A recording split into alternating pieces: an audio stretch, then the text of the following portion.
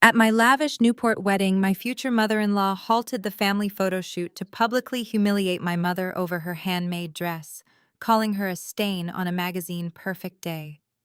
When I looked at my wealthy fiancé for support, he just laughed and agreed that my mother was an embarrassment. He had no idea that instead of saying, "I do," I was about to lock the venue doors, cancel the wedding, and mathematically destroy his family empire. My name is Vanessa. I am 33 years old, and I was minutes away from marrying into the Kensington family, a dynasty of luxury real estate developers. Before I continue this story, let me know where you are watching from in the comments below. Hit like and subscribe if you have ever had to burn down a toxic relationship to protect the people you love. The air at the historic Newport, Rhode Island estate was thick with the scent of imported white roses and sea salt. It was a $500,000 wedding, meticulously curated to project absolute perfection to the elite guests already arriving on the sprawling manicured lawns. A string quartet played softly in the background, while waiters in crisp white tuxedos circulated with crystal flutes of vintage champagne. I stood on the grand marble terrace in a custom silk gown, but my eyes were only on my mother Ruth. My mother was 60 years old and ran a modest neighborhood bakery. She had spent the last 3 months carefully restoring and tailoring a beautiful vintage lace dress for this exact day. It was not a designer label, but she looked elegant, radiant, and incredibly proud. She had sacrificed everything as a single mother to give me a good life, and seeing her smile as she took her place next to me for the formal family portraits filled my heart with overwhelming joy. That joy was violently ripped away less than a minute later. The photographer, a renowned artist hired from New York, was directing us into a classic symmetrical pose against the backdrop of the Atlantic Ocean. He asked my mother to step slightly forward to balance the frame. Before she could even move, my future mother-in-law, Caroline, stepped out of the formation. Caroline was draped in an obnoxious amount of diamonds and a couture gown that likely cost more than my mother earned in a year. "Stop the shoot right now," Caroline snapped. Her voice was sharp and loud, intentionally cutting through the gentle music. Several early arriving guests, including prominent politicians and wealthy socialites, turned their heads to watch. Caroline walked right up to my mother and looked her up and down with an expression of pure disgust. "I am not having this entire spread ruined," Caroline announced to the crowd. "Look at her. That dress looks like it was stitched together from old curtains. She is a complete stain on a magazine perfect day." A heavy, suffocated silence fell over the marble terrace. My mother froze, her cheeks flushing a deep, painful crimson. She instinctively crossed her arms over her chest as if trying to hide the lace she had worked so hard to perfect. I stepped forward, my blood turning to ice. "Caroline." I started, my voice trembling with shock. Caroline ignored me entirely and snapped her fingers at one of the burly event security guards standing nearby. "You there," she commanded. "Move this woman to the back row. Put her behind the tall floral arrangement so she is completely hidden from the camera. We cannot have people thinking the Kensingtons associate with this kind of poverty." The guard looked uncomfortable but took a step toward my mother. I immediately turned to my fiancé, Preston. We had been together for 2 years. He was 35, handsome, polished, and the heir to the Kensington real estate fortune. I looked into his eyes, desperately waiting for him to step up to defend the woman who raised me, to put his mother in her place. Instead, Preston looked at my mother, then looked at me, and let out a soft, amused chuckle. He leaned in close to my ear, his expensive cologne suddenly making me feel nauseous. "Come on, Vanessa," he whispered, his tone dripping with condescension. "My mother is right. Her poverty is embarrassing us in front of the board members. Just let them move her to the back so we can get a good picture and get this over with." He smiled, patted my waist, and stepped back into his pose, adjusting his custom lapel. In that fraction of a second, the illusion shattered. The man I loved vanished, replaced by a greedy, spineless stranger who viewed me and my family as nothing more than cheap props. My heart broke, but the tears I expected to cry never came. They evaporated, replaced by a cold, dangerous clarity that washed over my entire being. I did not belong in this family, and they were about to regret letting me in. I reached out and firmly grabbed my mother by the hand. "Come on, Mom," I said, my voice steady. "We are leaving right now." I turned my back on Preston, his mother, and the blinding flashes of the event photographer. I guided my mother down the marble steps and across the manicured lawn toward the massive mahogany doors of the estate. The heavy silk of my custom gown dragged against the grass, but I did not care.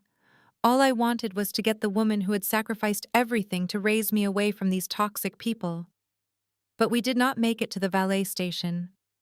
As we reached the arched entryway, two figures stepped deliberately out from the shadows, physically blocking the exit. It was Preston's younger sister Brittany and her husband Jamal. Jamal was the chief legal officer for the Kensington real estate empire. He was a tall, heavily built African-American man wearing a custom-tailored Tom Ford suit that likely cost more than the monthly rent for my mother's bakery. He stood with his arms firmly crossed over his chest, a smug, arrogant smirk plastered across his perfectly groomed face.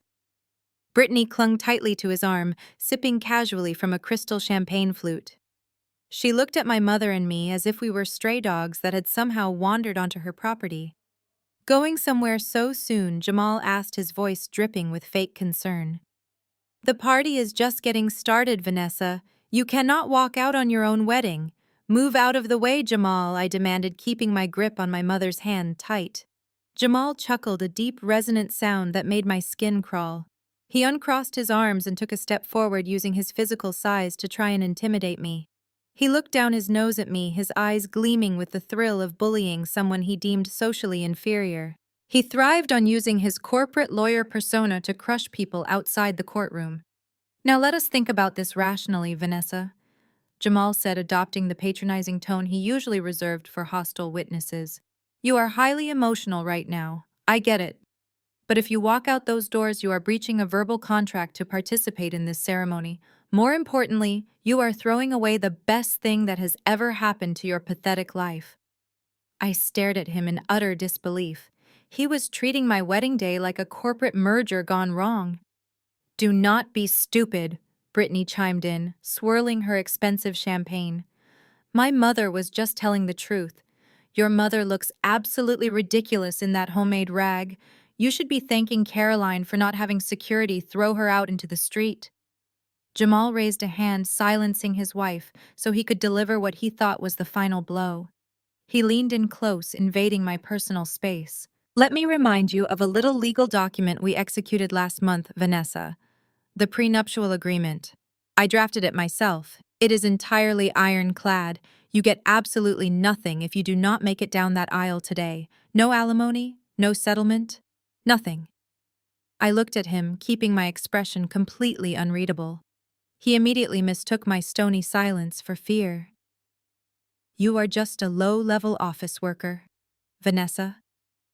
Jamal sneered, his voice intentionally loud enough for the gathering crowd of Kensingtons to hear clearly. "You make what, 60,000 a year on a good day. You should be kissing the very ground this family walks on. Preston is offering you a life of luxury you could not even dream of in your wildest fantasies. Do not let your mother and her trailer park ego ruin your one and only meal ticket."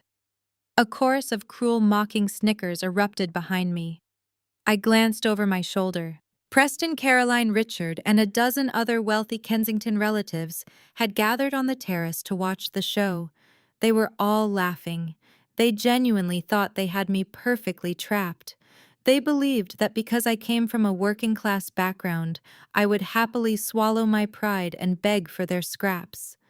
My mother squeezed my hand, her eyes now overflowing with tears. "Vanessa, please," she whispered, her voice breaking with shame. "Just go ahead with the wedding. Do not ruin your bright future because of me. I will go wait in the car. I promise." Hearing the sheer defeat and humiliation in my mother's voice was the ultimate catalyst. It was the exact spark that ignited the massive powder keg inside my chest. For 2 long years, I had played the part of the quiet, unassuming girlfriend. I had smiled politely through their constant, condescending remarks. I had tolerated their endless financial microaggressions. I had let them believe they were the untouchable apex predators. But Jamal was dead wrong about one very crucial thing. I was not a low-level office worker clinging to a meal ticket, and I was certainly not trapped by his amateur legal drafting. I let go of my mother's hand and gently wiped a tear from her cheek. "You are not going anywhere, Mom," I said softly, my voice laced with steel. "And neither are they." I stopped pushing toward the exit. The time for running away in tears was officially over. If they wanted a public spectacle, I was going to give them a financial bloodbath they would never forget. I turned around to face the smirking crowd of elites. I lifted my custom-arranged bridal bouquet of imported white roses. With deliberate, chilling precision, I dropped it. The heavy flowers hit the stone patio with a soft thud, scattering petals across the ground. Without another word to Jamal or his snickering wife, I walked directly toward the main stage. I climbed the 3 velvet-lined steps onto the raised platform that had been erected for the wedding toasts. The string quartet was still playing a soft, elegant classical piece, completely oblivious to the hurricane that was about to rip through this venue. Hundreds of the most influential people in Rhode Island were scattered across the lawn and the grand ballroom, holding their crystal glasses, waiting for the ceremony to begin. They expected a docile bride. They expected a seamless merger of social capital. I walked directly to the center of the stage and wrapped my hand tightly around the silver microphone. I did not ask for their attention. I demanded it. I tapped the heavy metal head of the microphone with my index finger twice. A sharp, ear-piercing screech of audio feedback blasted through the towering speakers, instantly drowning out the string quartet. The musicians jolted in their seats, their bows freezing over their instruments. The arrogant laughter from the terrace died immediately. Every single head in the $500,000 venue snapped toward the stage. Elite politicians, wealthy investors, and snobbish socialites stared at me in stunned silence. I looked past all of them. My eyes found the broad, imposing figure of the event security captain standing near the main entrance. He was a former military contractor, a man who valued efficiency and cold hard cash above all else. At 8 o'clock this morning, while Preston was nursing a hangover from his bachelor party, I had wired exactly triple this captain's daily rate into his personal offshore account. I had purchased his absolute loyalty for the next 2 hours. I gave him a single, barely perceptible nod. He did not hesitate. He raised 2 fingers in the air, signaling the dozen burly security guards stationed around the perimeter. What happened next was a masterclass in synchronized execution. The guards stepped away from their decorative posts and moved directly to the grand mahogany doors, the side terrace exits, and the wrought iron gates at the edge of the property. Clack, clack, clack. The heavy metallic clicks of the brass deadbolts engaging echoed ominously through the silent ballroom. It was a sound that did not belong at a luxury wedding. It was the sound of a vault locking shut. A wave of sudden, palpable panic rippled through the crowd. The guests exchanged bewildered glances. I saw Jamal drop his arrogant posture, his legal mind suddenly trying to calculate what protocol was being broken. Brittany lowered her champagne glass, looking around like a frightened child. Down on the lawn, Caroline grabbed her husband Richard by the arm, her diamond rings flashing in the sunlight as she pointed frantically toward the locked gates. "What are you doing?" Caroline shrieked, her voice shrill and entirely devoid of its usual aristocratic polish. "Open those doors right now." I lifted the microphone to my lips. My voice echoed through the massive speakers, calm, steady, and utterly terrifying. "No one from the Kensington family is permitted to leave," I announced. The acoustics of the ballroom amplified my words, sending a chill through the warm summer air. The guests gasped. A few of the board members for Kensington Real Estate reached for their phones, sensing a massive public relations disaster. My mother stood safely near the edge of the stage, watching me with wide, astonished eyes, as the daughter she raised transformed into a force of nature. Please do not panic. I continued addressing the rest of the guests while keeping my eyes locked on the wealthy family that had just humiliated us. To our esteemed guests, the catering staff will continue serving champagne. You are welcome to stay and watch, but the Kensington family will remain exactly where they are. Jamal stepped forward, his face twisting with rage. "Are you insane, Vanessa?" he bellowed from the floor. "This is false imprisonment. I will have you arrested before you can even take off that cheap dress." I ignored the lawyer completely. My gaze shifted to Preston, who was staring up at me from the center aisle.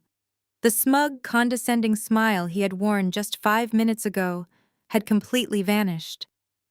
"The wedding is officially cancelled," I declared, my voice slicing through the rising murmurs of the crowd like a freshly sharpened blade. "But please take your seats, because the funeral for your empire begins right now." For a split second, absolute silence returned to the estate. It was the heavy, suffocating silence that precedes a devastating explosion. Then the reality of my words hit them. Preston finally snapped. His face flushed a dark, violent shade of red.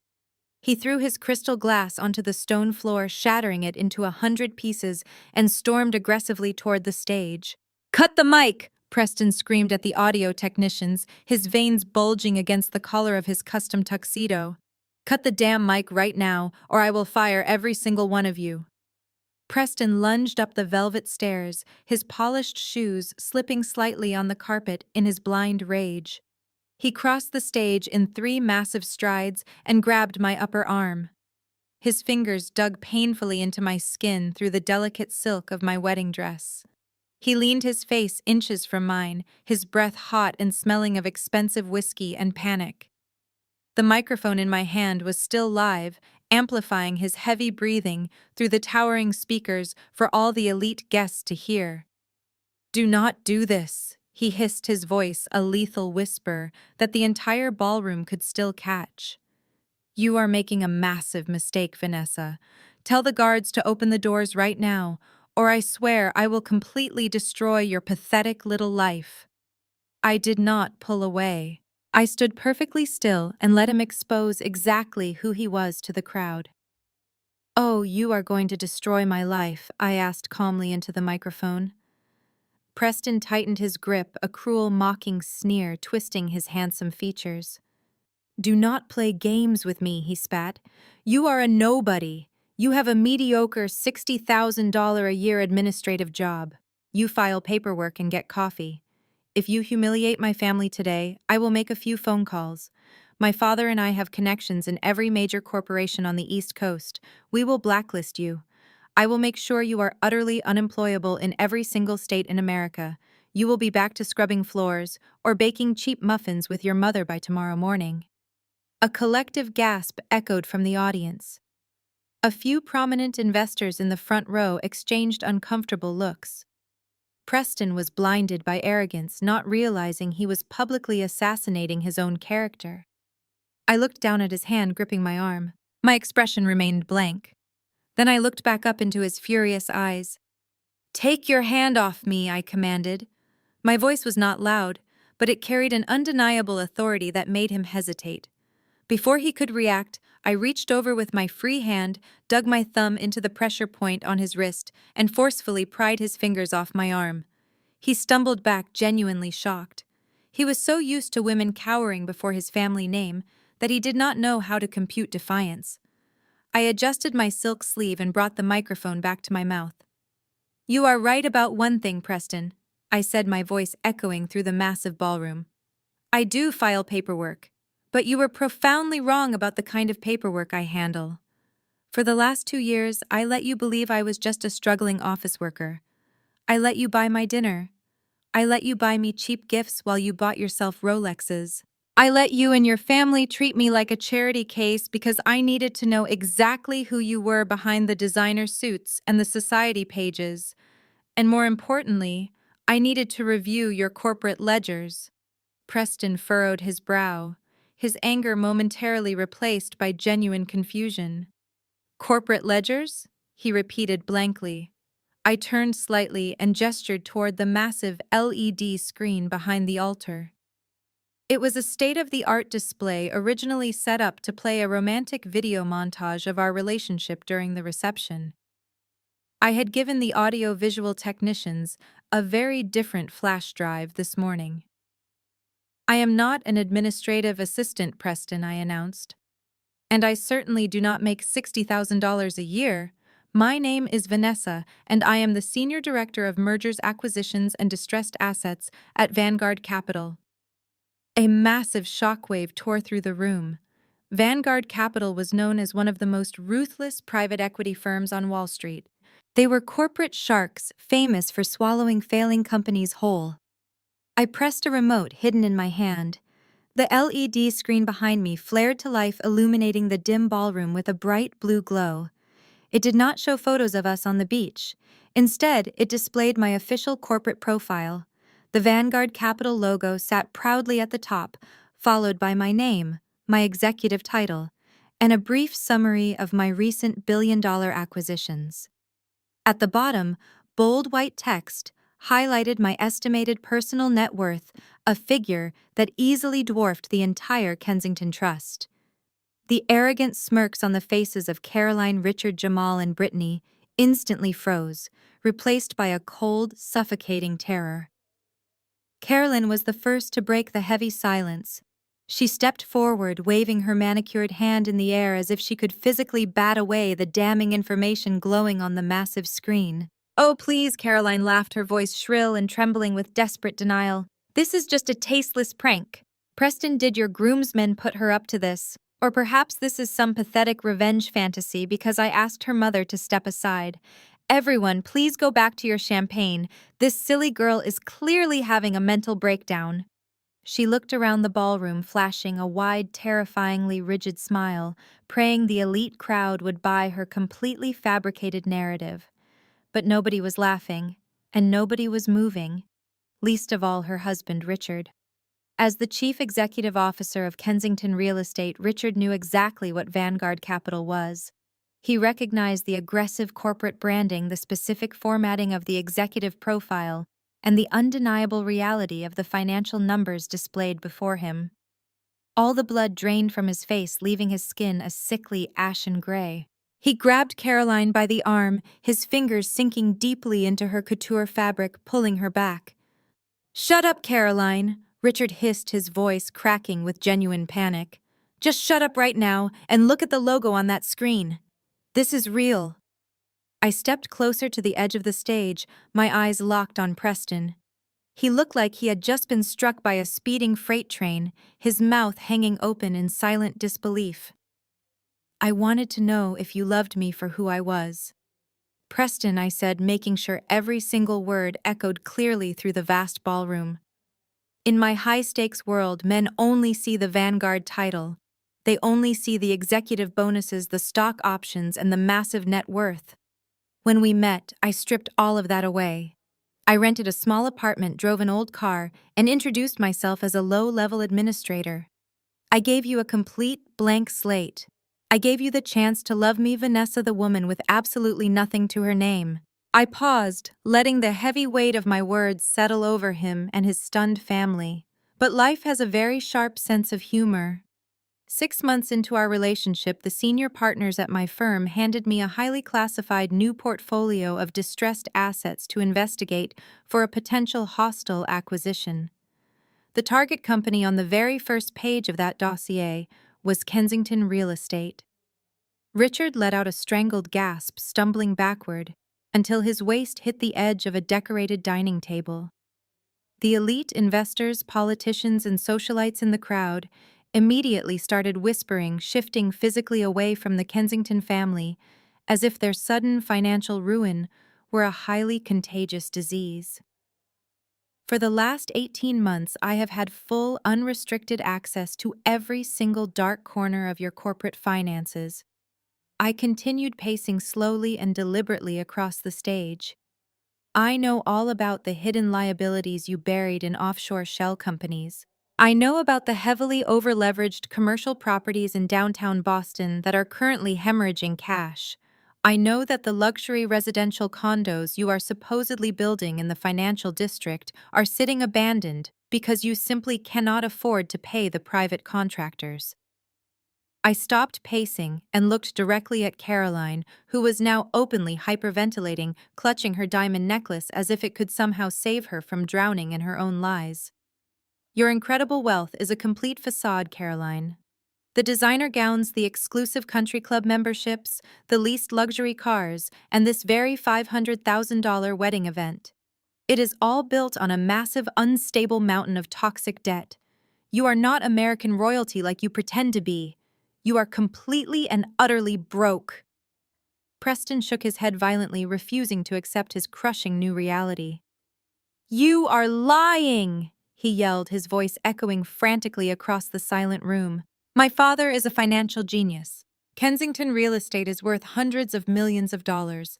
You cannot just stand up there in front of our friends and make these insane, baseless accusations. I looked down at him with absolute pity, watching the entitled boy shatter. I am not making accusations, Preston. I am presenting the math. I raised the small black remote in my hand and clicked the button one more time. The screen behind me instantly shifted. The Vanguard executive profile vanished, replaced immediately by a scanned copy of a massive, heavily redacted legal document. The bold, black letters at the top read, Chapter 11, Corporate Bankruptcy Filing. And right at the bottom of the glowing screen, crystal clear for every investor banker and society reporter in the room to see, were Richard's desperate forged signatures. A collective deafening gasp erupted from the hundreds of high society guests packed into the grand ballroom. The silence that had gripped the room seconds ago shattered completely. Smartphones were immediately pulled from designer clutch purses and tuxedo pockets. The distinct sound of camera shutters clicked rapidly as prominent investors, political figures, and socialites scrambled to capture photographic evidence of the glowing Chapter 11 bankruptcy filing before it disappeared. The facade of the Kensington dynasty was disintegrating live in front of their wealthiest peers. Richard finally snapped out of his catatonic shock. The sight of his own forged signatures displayed on a 20-foot screen sent him into an absolute frenzy. He shoved past Caroline, nearly knocking over a towering arrangement of imported white orchids, and marched toward the edge of the stage. His face was a mask of pure, unfiltered rage. "Turn that screen off right now!" Richard bellowed, his voice echoing violently through the room. He pointed a trembling, manicured finger directly at my face. "You arrogant little fraud! You think you can just walk in here and ruin my company? Those documents are highly classified. They are protected by strict federal bank confidentiality laws." I stood my ground, gripping the microphone, watching the patriarch of this supposed empire lose his mind. "You have crossed a massive legal line, Vanessa!" Richard screamed, spit flying from his lips as he desperately tried to regain control of the narrative. "I am going to sue you for everything you are worth. I am going to bury you and your firm in federal court for corporate espionage. You hacked into our private banking servers. You stole confidential financial data. You are going to federal prison for this." Preston stood frozen in the center aisle, looking back and forth between his raging father and the damning screen. Caroline was weeping loudly, clutching her diamond necklace. I let Richard scream until he ran out of breath. I let him look as unhinged and guilty as possible in front of the very investors he had been lying to for years. When his frantic shouts finally died down, leaving only the sound of his heavy, panicked breathing, I raised the microphone back to my lips. My smile was lethal cold and perfectly controlled. "I did not hack into anything, Richard," I said, my voice completely devoid of emotion. "I am a senior director at Vanguard Capital. We do not need to steal financial information like petty thieves. We let the banks bring it directly to us on a silver platter." Richard blinked, his expression twisting into a mix of confusion and rising dread. "What are you talking about?" he stammered. I took a slow, deliberate step closer to the edge of the stage, towering over him. "The banks you owe money to are not stupid, Richard. They have known for months that Kensington real estate is a sinking ship. They knew your commercial properties were empty. They knew your luxury condos were stalled. And they knew you had absolutely no liquidity left to make your upcoming quarterly payments. You were a massive bleeding liability on their balance sheets. The murmurs in the ballroom grew louder. Several board members standing near the back began edging toward the locked doors, realizing the immense legal fallout that was about to hit. So instead of waiting for you to inevitably default and drag them down into a messy public bankruptcy court, your lenders quietly shopped your debt around Wall Street, I explained, making sure to articulate every single financial term so the investors in the room understood the sheer scale of his failure. They were desperate to offload the radioactive mess you created. And that is exactly where Vanguard Capital stepped in. Richard gripped the edge of the stage, his knuckles turning stark white. "You cannot do that," he whispered hoarsely.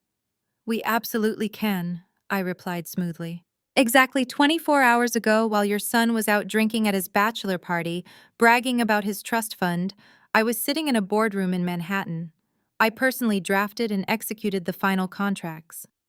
Vanguard Capital bought the entirety of Kensington Real Estate's toxic debt, all $45 million of it. And because you are considered an incredibly high-risk failing enterprise, we bought your debt for pennies on the dollar." The room spun into absolute chaos. The sheer magnitude of the financial takeover was incomprehensible to the people who had spent decades kissing Richard's ring. He did not own his company anymore. He did not own his luxury cars. He did not own the sprawling mansions he used to secure those massive fraudulent loans. I looked directly into Richard's wide, terrified eyes, delivering the final fatal blow to his ego. "I am no longer your future daughter-in-law, Richard," I stated, my voice ringing with absolute crushing authority. "I am your sole creditor." Richard stared at me, his jaw trembling as the reality of my words finally penetrated his massive ego. He looked like a man who had just stepped off a cliff and was waiting for gravity to take over. You could hear a pin drop in that massive ballroom, save for the frantic whispering of the elite investors, who were already mentally calculating how much money they were about to lose by associating with the Kensington name. They were ruthless people, and they recognized a financial bloodbath when they saw one. "Let me explain exactly what it means to be your sole creditor." Richard V. continued, my voice calm, but laced with absolute poison. "It means I no longer just have a front row seat to your financial circus. I own the tent, I own the tickets, and I own the clowns." At exactly 8 o'clock this morning, while you were drinking your morning espresso and yelling at your landscaping staff to ensure the lawns were perfectly manicured for the sham of a wedding, I sat at my mahogany desk in Manhattan. I opened your heavily breached loan agreements, and I invoked the immediate restructuring clauses embedded deep within the fine print. Richard tried to speak, but only a pathetic, choked sound escaped his throat. "You see, when a private equity firm like Vanguard Capital buys distressed debt, we do not politely wait for you to pay us back. We take the steering wheel immediately," I explained, making sure every syllable rang crystal clear through the speakers. "My first official act was to contact your primary financial institutions. As of 8:01 this morning, every single corporate credit line attached to Kensington Real Estate was permanently frozen. The money you used to pay your contractors, your vendors, and your massive legal team is entirely gone. The accounts are locked down. You cannot move a single dollar without my express written permission." A few gasps erupted from the vendors standing near the kitchen doors. The catering manager suddenly looked very pale. "My second act was to make a few calls to the site managers of your so-called luxury condo developments in the financial district," I stated. "I ordered an immediate halt to all construction. The cranes are locked in place. The gates are chained shut. The workers have been sent home indefinitely. Your entire operating pipeline is dead." But I did not stop there, I said, shifting my icy gaze from Richard to his hyperventilating wife. I wanted to make sure the consequences were felt closer to home.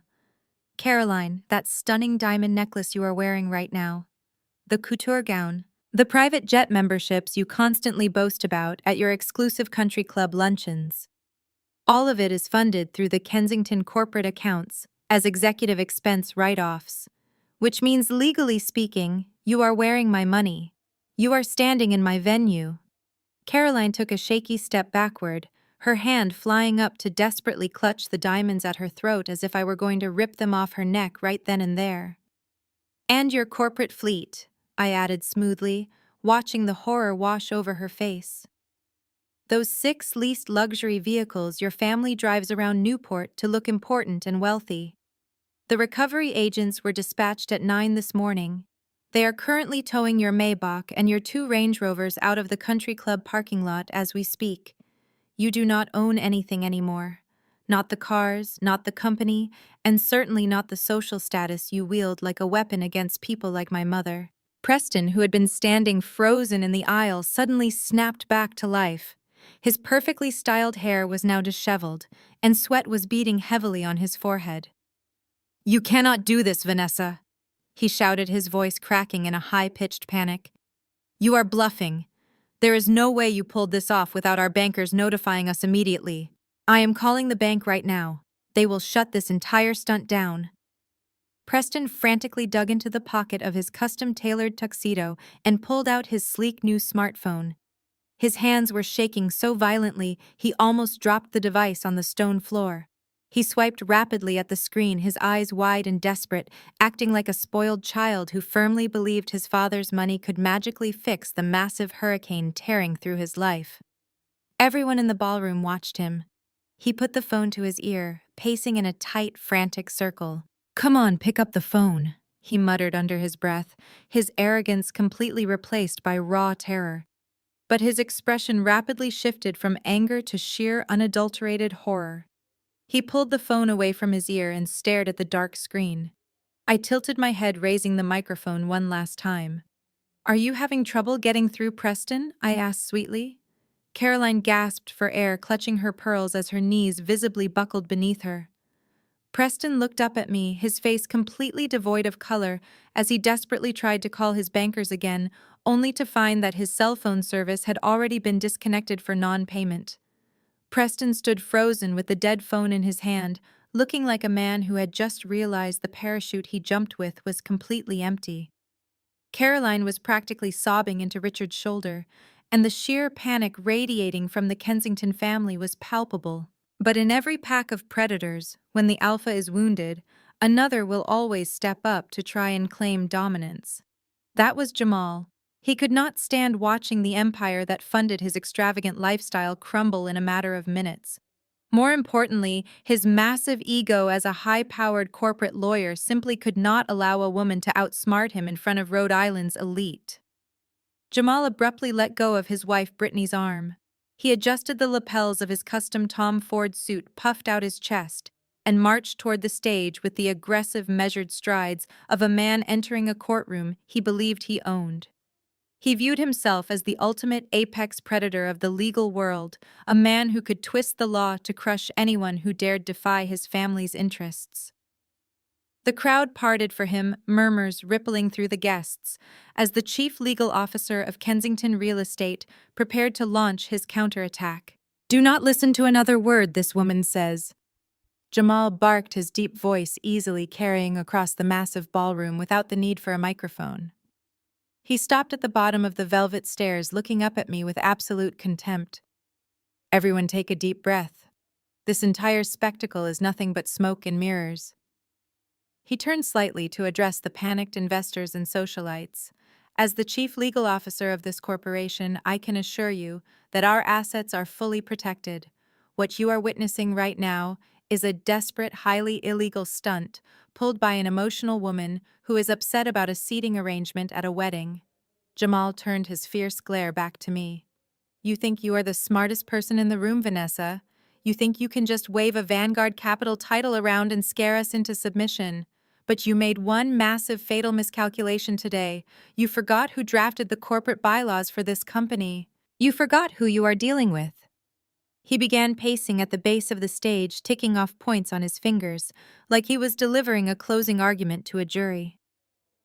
"Let us talk about the law," he said, his tone dripping with patronizing arrogance. "What you just admitted to doing here today constitutes textbook extortion. You are attempting to use highly confidential proprietary financial information to publicly coerce and humiliate this family. That alone is a federal offense. He pointed his finger sharply at me.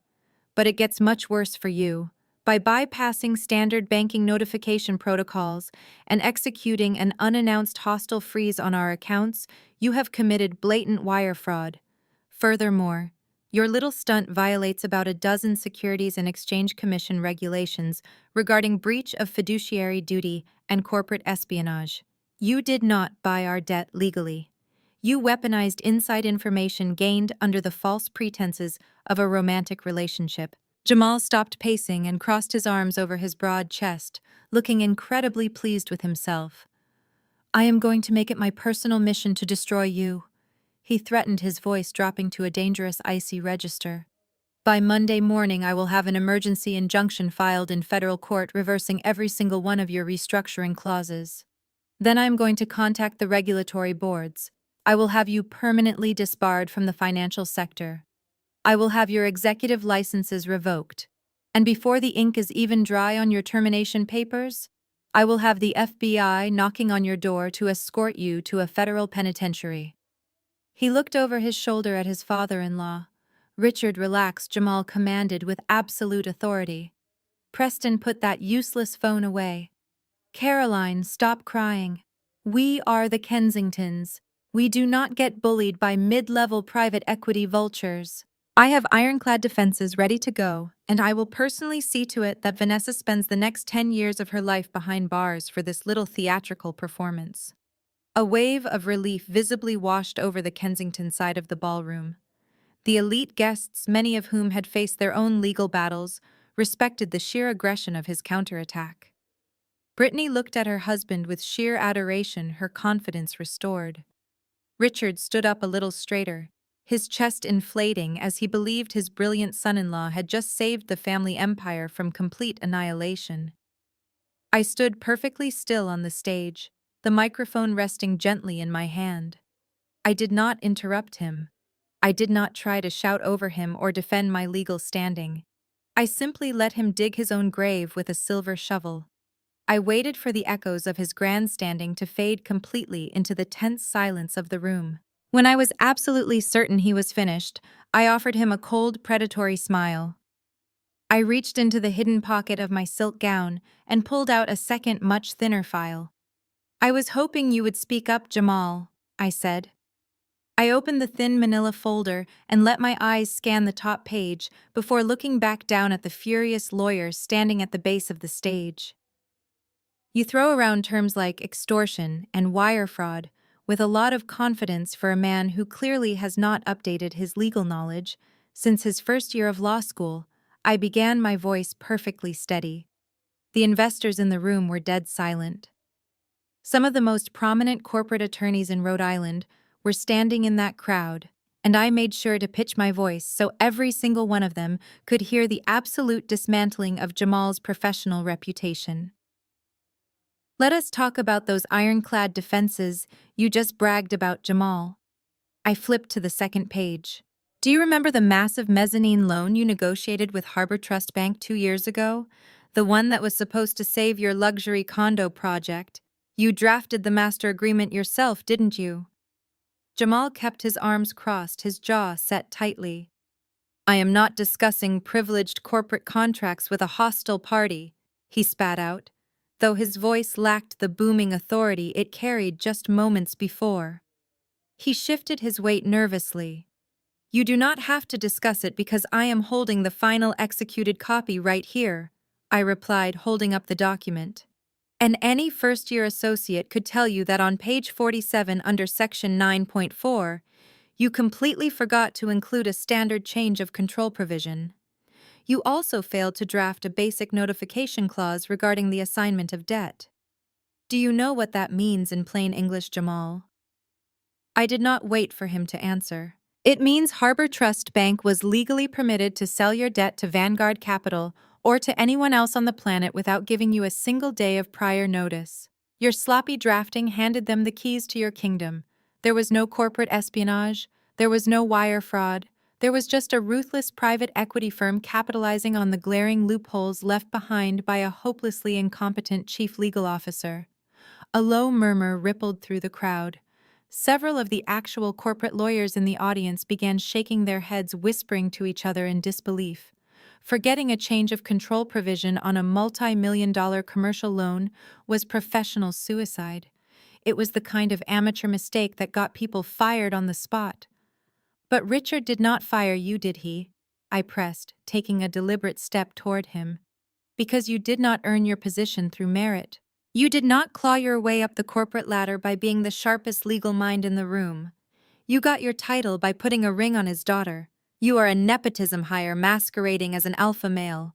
You spend your days playing golf at the exclusive country club and billing the company for expensive lunches while actual legal sharks circle your sinking ship. Jamal's face flushed a deep, humiliating purple. The confident swagger had entirely evaporated, replaced by the frantic, panicked energy of a cornered animal. He opened his mouth to shout a rebuttal, but the words caught in his throat. He looked back at his father-in-law, hoping for support, but Richard was glaring at him with pure, unadulterated hatred. Richard finally understood that the son-in-law he trusted to protect his massive assets had instead left the front door wide open for the slaughter. "You want to know how Vanguard Capital bought your company right under your nose?" I asked, leaning slightly over the edge of the stage. "We simply read the public SEC filings that you were supposed to monitor. While you were busy threatening me with your pathetic prenuptial agreement, my team of corporate attorneys was legally acquiring the deeds to every single property your family claims to own. You missed the hostile takeover because you were too busy looking down on people like my mother to realize the floor was giving out beneath you." "Shut up!" Jamal finally yelled, his composure completely shattering as the reality of his massive failure set in. "You are spinning technicalities to confuse everyone. You are still going to federal prison." I closed the file and tapped it gently against the microphone stand. I looked past him to where Brittany was standing, her pale face streaked with ruined makeup. "I am not the one going to prison, Jamal," I said, dropping the temperature of my voice to a freezing calm. "You see, being a terrible lawyer is highly embarrassing. Drafting contracts full of loopholes is a fireable offense. It makes you a joke to every professional in this room." I paused, making sure every eye in the ballroom was locked on his sweating face. "But incompetence isn't a crime, Jamal," I said. "What you and Brittany have been doing in the Cayman Islands, however, absolutely is." I pressed the button on my remote one more time. The massive LED screen behind me instantly shifted from the botched Harbor Trust loan agreement to a series of heavily redacted, highly confidential banking statements. The logo at the top left corner belonged to an offshore institution based in the Cayman Islands. A collective low murmur rolled through the grand ballroom. Every seasoned investor in the room instantly recognized the signature layout of an offshore tax haven account. Jamal lunged forward, slipping against the bottom step of the stage. He looked completely unhinged. "Turn that off right now!" he roared, his voice cracking with panic. "You have no legal right to display those documents. That is private property, and you obtained it illegally." I took a measured step back, keeping my distance from his desperate flailing, and calmly raised the heavy silver microphone back to my lips. "When a private equity firm buys out your corporate debt, Jamal, we gain full legal access to the results of any forensic audits we commission. Our forensic accountants found your little offshore side project absolutely fascinating." I turned to look at the screen, using my free hand to point at the glowing columns of numbers. "Let us walk your friends and colleagues through your brilliant legal strategy, shall we?" Over the past 18 months, while Kensington real estate was desperately defaulting on its commercial loans and laying off hundreds of hard-working construction crews, you and your wife were remarkably busy. I pointed to a detailed financial flow chart that now appeared next to the bank statements.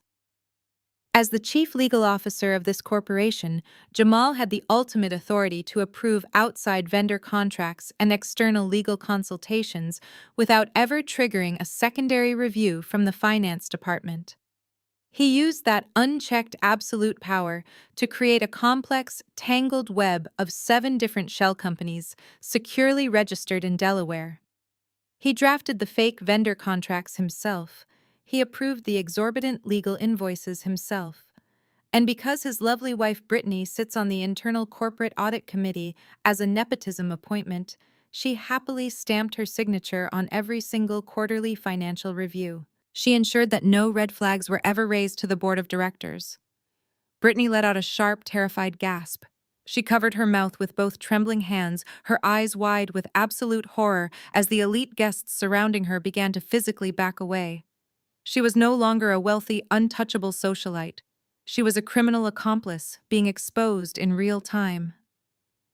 Richard stared at his daughter and his son-in-law, his chest heaving heavily. He had been completely blind. He was so intensely focused on projecting a flawless image of billionaire success to the world that he let his own family gut his company from the inside out.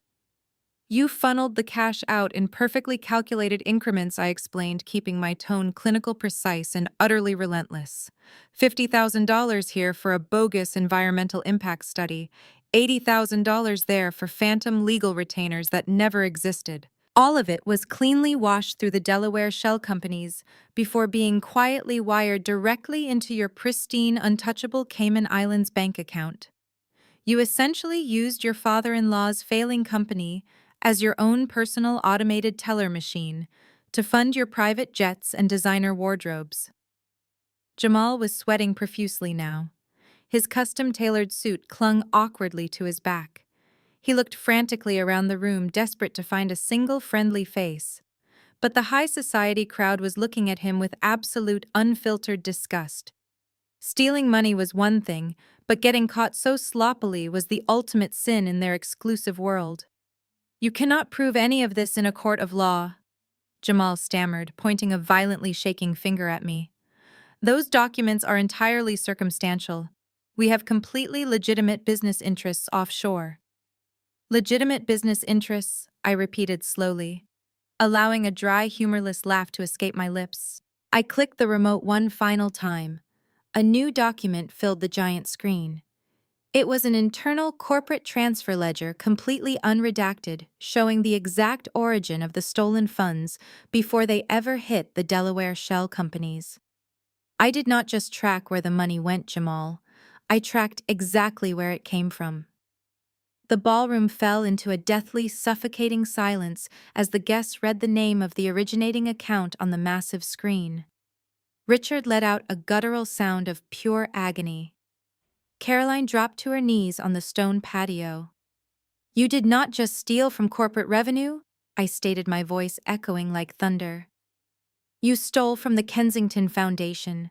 The money sitting in your offshore account was explicitly donated by the generous people standing in this very room to build housing for underprivileged youth." The reaction was instantaneous and explosive. In the ultra-wealthy circles of American high society, there is an unspoken code of conduct. You can be ruthless in business. You can lay off thousands of employees without losing a wink of sleep. You can even lie to your own family. But you never ever steal from a registered charitable foundation. Stealing from a charity is not just a severe federal crime that guarantees prison time. It is ultimate social suicide. It means you are stealing directly from the tax-deductible contributions of your very own peers.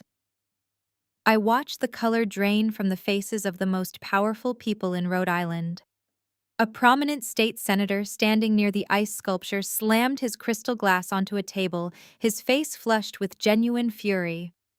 A tech billionaire in the front row who I knew had personally written a $200,000 check to the Kensington Foundation last winter pointed a shaking finger at Jamal. $3 million, I announced, letting the staggering figure hang heavily in the air. "That is the exact amount you two managed to siphon out of the Youth Foundation over the last 18 months. $3 million meant for after-school programs, community centers, and affordable housing." I pressed the button on the remote again. The screen shifted to a categorized expense report directly linked to their Cayman Islands account. "Let us see exactly where the charity money went," I offered coldly. The guests leaned in their outrage, fueling their morbid curiosity. "It looks like $400,000 went directly to a private aviation company to fund your exclusive jet memberships," I read aloud, pointing to the glowing red numbers. Because flying commercial is simply too pedestrian when you are running a charity scam. Another 600,000 went toward Brittany's personal shopping sprees in Paris and Milan. Those custom couture dresses and limited edition handbags she loves to flaunt at country club luncheons were paid for by money meant to house homeless children. And let us not forget the $1.2 million spent on luxury vacations to St. Bart's, the Maldives, and Monaco. Brittany began to sob uncontrollably. She buried her face in her hands, her shoulders shaking violently as the crowd began to verbally turn on her. Shouts of disgust and absolute betrayal echoed from the guests. Several prominent socialites who had previously smiled and kissed Brittany on the cheek were now openly calling her a thief and a disgrace. Jamal frantically backed away from his wife, realizing the mob was closing in. He raised his hands defensively. "This is fabricated," he yelled over the rising noise of the angry crowd. "This woman is doctoring financial records to ruin us. It is a deep fake." Nobody believed him. The evidence was far too granular, far too precise, and it perfectly explained how a mid-level corporate lawyer and a nepotism hire were suddenly living like literal billionaires while their parent company was bleeding cash. But the most violent reaction did not come from the betrayed donors. It came from the very people who had raised Brittany. I watched Richard Kensington process the math in real time. For the past year, Richard had been desperately begging his banks for extensions. He had been scrambling for liquidity, trying to scrape together enough cash just to make the minimum interest payments on his toxic commercial loans. He had laid off his loyal staff. He had stopped construction on his legacy projects. He had watched his life's work slowly suffocate because he lacked basic operating capital. $3 million in liquid cash could have easily covered his quarterly interest payments. $3 million could have kept the bank satisfied for another 6 months. It could have prevented Vanguard Capital from ever stepping in and buying his debt for pennies on the dollar. The realization hit Richard like a physical blow. His own daughter and son-in-law had possessed the exact amount of money needed to save Kensington real estate from bankruptcy, but they had stolen it to buy designer clothes and private jet rides instead. They had let his empire burn to the ground so they could take vacations in the Maldives. Richard let out a roar of absolute primal rage. It was a sound completely devoid of any aristocratic dignity. He pushed past his weeping wife and lunged directly toward the bottom of the stage, his eyes wide and bloodshot. "You stole from me!" Richard screamed, his voice cracking with a mixture of devastation and homicidal fury. "You let my company die." Caroline, realizing that her own daughter was the reason her luxury lifestyle was officially gone, snapped completely. She dropped her diamond clutch purse and charged toward Brittany, her face twisted into a mask of vicious fury. The unified, untouchable Kensington family front had officially shattered. Caroline lunged forward, her manicured hands curling into claws as she grabbed fistfuls of Brittany's designer silk dress. "You ungrateful little parasite!" Caroline shrieked, her voice echoing wildly through the grand ballroom. "We gave you everything. We bought you that house. We paid for your wedding. And you stole the very money that could have kept a roof over our heads." Brittany screamed frantically, trying to pry her mother's hands off her collar. "Stop it, Mom! You are ruining my dress!" At the exact same moment, Richard threw his entire body weight at Jamal. He grabbed the lapels of Jamal's custom Tom Ford suit and shoved the taller, much younger man backward against the heavy mahogany podium. "I trusted you with my entire life's work," Richard bellowed, spit flying into Jamal's face. "You were supposed to be my legal shield. Instead, you gutted me like a fish. I am going to make sure you rot in a federal cell for the rest of your pathetic life." For a brief second, Jamal tried to maintain his composed alpha male lawyer facade. He tried to brush Richard off with a condescending sneer. But Richard swung a wild, uncoordinated punch that caught Jamal squarely on the jaw. It was not a physically hard hit, but the sheer public disrespect of it caused something extremely dark inside Jamal to finally snap. The polished, articulate corporate lawyer vanished in an instant. The mask of high society elegance fell away, revealing the ruthless, self-serving opportunist underneath. Jamal violently shoved the exhausted older man forcefully backward. Richard stumbled awkwardly, his expensive leather shoes slipping dangerously on the scattered white rose petals, and crashed hard onto the polished stone floor. "Do not you ever touch me again, you pathetic old dinosaur!" Jamal roared, his chest heaving. His voice boomed over the speakers, carrying the raw, unfiltered truth to every single wealthy investor watching the spectacle. "You want to talk about ruining this family? You ruined Kensington real estate years before I even walked into the picture." Jamal pointed a furious, shaking finger down at his father-in-law. "You are a terrible businessman, Richard. You refuse to adapt to the modern market. You over-leveraged every single commercial property you owned because you were too proud to admit you were losing your edge. You took out massive loans to build luxury condos nobody wanted to buy, just so you could see your name plastered on the side of a building. The ship was sinking rapidly, and everyone with half a brain in the financial district knew it."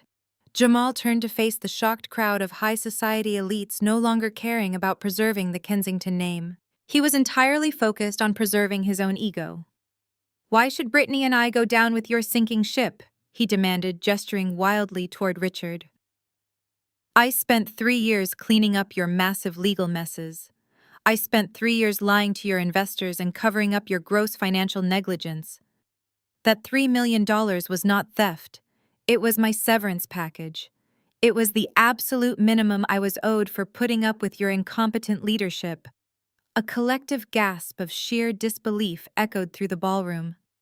Calling the theft of charity funds a severance package was a level of sociopathic entitlement that even the most ruthless Wall Street bankers in the room found entirely repulsive. "You are a monster!" Caroline shrieked, letting go of Brittany to glare at her son-in-law. "You married into this family just to drain us dry." Jamal let out a loud, humorless laugh. "Oh, please, Caroline," he sneered, looking her up and down with absolute disgust. "Do not stand there and act like a victim. You knew exactly how bad the finances were, but you refused to stop spending. You forced Richard to take out another $1 million loan just to pay for this ridiculous wedding today, because you could not stand the thought of your country club friends thinking you were broke. You are the one who drained him dry." The immaculate, pristine image of the Kensington family was now shattered into a million irreparable pieces. They were not American royalty. They were a pack of rabid wolves turning on each other the second the meat ran out. Suddenly, a loud, piercing sob cut through the chaotic shouting. It was Brittany. She had collapsed onto her knees, her custom silk dress pooled around her on the floor, weeping quite hysterically. Her heavy makeup was running down her face in dark streaks. "You made me do it!" "Mom," Brittany wailed, pointing a trembling finger at Caroline. "You forced me to steal. You told me I had to maintain the perfect rich daughter aesthetic, or I would be an absolute embarrassment to this family." The chaotic screaming on the ballroom floor reached a fever pitch. Richard clutched his chest, his face turning purple with rage while Caroline hurled vicious, completely unhinged insults at Brittany. Jamal was frantically shouting back at both of them. The pristine Kensington family had officially dissolved into a violent mob turning on each other. I stood perfectly still on the stage watching the absolute destruction of the people who had tried to throw my mother out. Then a sudden movement in my peripheral vision caught my attention. Preston, who had been completely silent since I revealed the Vanguard Capital documents, finally moved. He looked at his fighting parents in disgust. Like a true narcissist, Preston realized the luxury ship was rapidly sinking, and he had zero intention of going down with his family. He had spent his entire life coasting on his father's massive wealth. Now that the money was gone, he needed a new host. He needed a lifeline, and right now the only person holding any real power was me. Preston slowly turned his back on his screaming family and walked deliberately toward the stage. His face transformed instantly. The arrogant smirk he had worn when mocking my mother's vintage dress was completely gone. In its place was a look of absolute manufactured devastation. He stopped at the bottom of the velvet stairs.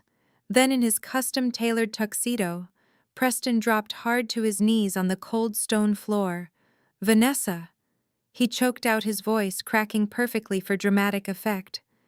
He reached up and grabbed the edge of my silk wedding dress, burying his face in the expensive fabric. I am so sorry. I am so incredibly sorry. I did not pull my dress away. I just looked down at him, keeping my hand steady on the heavy microphone stand. The entire ballroom somehow felt intensely focused on us. The guests watched in stunned, breathless silence as the golden boy groveled pathetically at the feet of the woman he had just publicly humiliated. I swear to you, Vanessa, I had absolutely no idea, Preston cried, lifting his head so everyone could see his pain. Tears were streaming down his handsome face. It was an Oscar-worthy performance. I did not know about the massive debt or the forged bank signatures, and I swear I had no clue Jamal and Brittany were stealing from a charity. I am just as shocked and betrayed as you are today. He squeezed his eyes shut, letting out a sharp, trembling breath. My family is incredibly toxic, he sobbed, his voice echoing loudly over the speakers. They are greedy monsters. They lied to me just like they lied to you. You were right to expose them. You were right to burn this all down. They deserve everything happening to them today. I listened to him throw his own parents and his sister completely under the bus without a single second of hesitation. It was breathtakingly cold. But not me, Vanessa Preston pleaded, opening his eyes and looking up at me with absolute desperation. I am not like them. I love you. I have loved you since the very first day we met. I did not care that you were an administrative assistant. I just want you. Please believe me. Let them rot in their own mess. Preston begged, his voice dropping to an intimate, frantic whisper that the closest guests could still clearly hear. We do not need them. We can walk away right now. Just you and me. We can leave Rhode Island today. We can start fresh somewhere else. I will prove to you every single day for the rest of my life that my love is real. Please, Vanessa, do not let their toxic crimes destroy what we have built. I was scared of my parents, but I am choosing you now. Preston remained on his knees, his face stained with crocodile tears, looking up at me like a frightened, repentant child. He genuinely believed his handsome face and his pathetic apologies could manipulate me one last time. He thought he played the perfect victim card. The entire ballroom held its collective breath. Even Caroline and Richard stopped screaming, turning to watch their favorite son beg for his financial life. The elite investors, the politicians, and my mother stared at me, waiting to see if my resolve would finally break. I looked down at the man I had almost married. My expression was completely unreadable. My eyes were blank, my posture rigid. I did not yell. I did not sneer. For a long, agonizing second, I just stared at him in total silence. And in that terrifying silence, the audience wondered if I might forgive him. I let the heavy weight of that moment stretch out and finally linger. I let the silence stretch until it became almost physically painful for the people watching. The grand ballroom was entirely still. Only the sound of Caroline weeping softly in the background broke the quiet. Preston knelt before me on the cold stone floor, his eyes wide and hopeful, waiting for his salvation. Slowly, I allowed my rigid posture to soften. I let out a trembling breath, releasing the tension in my shoulders. I tilted my head, letting a look of profound vulnerability wash over my face. I reached out my right hand and gently placed my palm against Preston's damp cheek. He immediately closed his eyes and leaned into my touch like a starved man finding water in the desert. A collective sigh seemed to ripple through the audience. They thought they were witnessing a moment of ultimate forgiveness. The elite guests, accustomed to women trading their dignity for financial security, thought the poor working-class girl was simply too deeply in love to walk away from her handsome prince, even after everything his family had done. Preston, I whispered, keeping my voice soft and melodic, making sure the microphone picked up every delicate syllable. Do you really mean that? Do you truly love me for who I am? Because I need to know that you never cared about the money. I need to know that you would be perfectly happy walking away from the Kensington Empire today with absolutely nothing but the clothes on your back just to be with me. Preston vehemently nodded his head, his eyes snapping open. He grabbed my hand and pressed it tightly against his face. Yes, he cried out, his voice ringing with passionate conviction. Vanessa, I swear it on my life. I never cared about the money. I hate this empire. I hate the pressure they put on me to be the perfect wealthy son. You are the only real thing I have ever had. You are the only good thing in my entire life. He was delivering an absolute masterclass in manipulation. His voice broke at the perfect moments. His tears flowed naturally. He painted himself as the tragic victim of his parents' ruthless ambition, a hostage in his own home who only wanted to escape with the woman he loved. I would work a minimum wage job for the rest of my life if it meant I could wake up next to you every morning, Preston declared, his chest heaving with manufactured emotion. I do not need the trust fund. I do not need the cars. I just need you. Please, Vanessa. Let us leave this poison behind. Then, recognizing that he needed to completely seal the performance to guarantee his financial rescue, Preston did something truly extraordinary. He let go of my hand, turned his body, and literally crawled on his hands and knees across the stone floor toward my mother. Ruth took a startled step back, but Preston threw himself at her feet. He grabbed the hem of her handmade vintage dress, the very dress his mother had publicly mocked just an hour ago. Ruth, please forgive me, Preston begged, sobbing loudly as he looked up at the older woman. I am so incredibly sorry for what Caroline said to you. I was paralyzed by fear. My parents have emotionally abused me for years, and I was too much of a coward to stand up to them on that terrace. You raised an incredible, brilliant daughter. You are 10 times the woman my mother will ever be. I am begging you for your blessing. Let me take your daughter away from this toxic family and treat her like the queen she truly is. My mother looked down at the weeping heir to the Kensington fortune. She did not say a single word. She simply lifted her gaze from the floor and looked directly at me. Preston turned his head back toward me, a pathetic, hopeful smile forming on his lips. He thought he had won. He thought he had successfully manipulated the emotional woman into saving him from the absolute wreckage of his own life. My gentle, merciful smile remained for exactly 1 second longer. Then it vanished entirely. The soft vulnerability in my eyes hardened into chips of solid ice.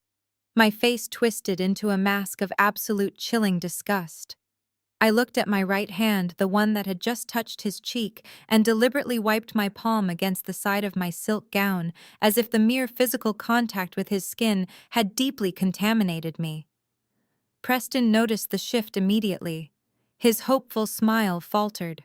The color rapidly drained from his face as he realized the safety net he thought he had woven was completely imaginary. Vanessa, he stammered, his voice suddenly small and terrified. I did not answer him. I took a slow, measured step back, creating a physical boundary between us. With calculated precision, I reached down and opened the small diamond-encrusted bridle clutch resting on the podium beside me. I ignored my lipstick and the emergency sewing kit. Instead, I reached my fingers inside and pulled out a sleek silver USB drive. I held the small silver metal drive up in the air between my thumb and index finger. It caught the light of the crystal chandeliers overhead, glittering like a tiny lethal weapon. Preston stared at it, his tears instantly drying up. The manufactured sorrow on his face melted into genuine confusion, quickly followed by a creeping sense of absolute dread. "What is that silver thing?" he whispered, his voice trembling as he remained frozen on his knees. I did not answer him directly. Instead, I raised my microphone and addressed the hundreds of elite guests watching from the ballroom floor. For the last few weeks, I had a lingering thought in the back of my mind. I explained, keeping my tone perfectly conversational, as if I were giving a keynote speech at a corporate summit. I knew about the massive corporate debt. I knew about the Delaware shell companies. I knew about the charity embezzlement. But a small, foolish part of me wondered if maybe, just maybe, Preston was actually innocent.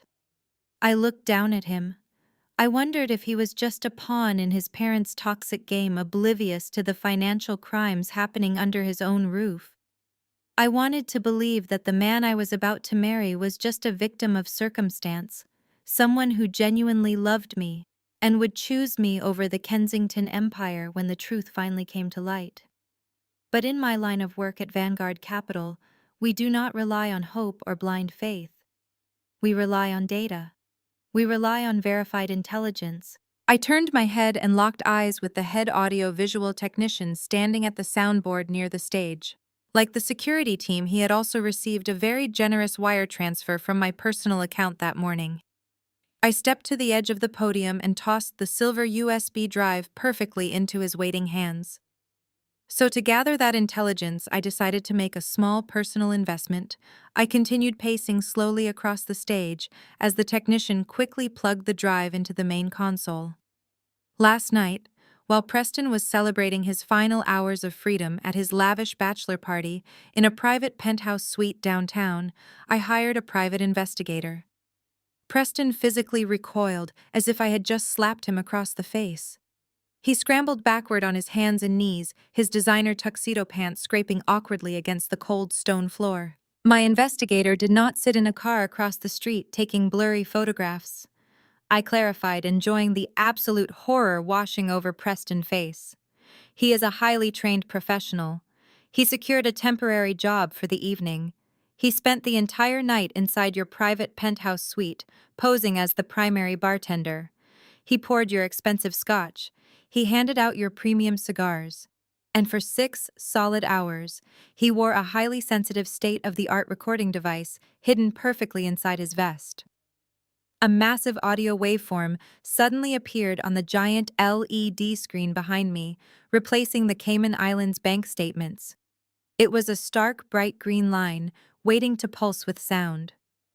Carolyn gasped loudly from the floor, realizing her son's deepest, darkest secrets were about to be broadcast to the entire Rhode Island high society. "Stop it!" she shrieked, struggling to stand up. "You have no right to do this. This is an invasion of privacy." I ignored her pathetic outburst entirely. I kept my eyes locked solely on Preston. "You just swore on your life that you loved me for who I am," I said, my voice dropping to a freezing whisper that echoed menacingly through the speakers. "You just crawled on your hands and knees and begged my mother for forgiveness.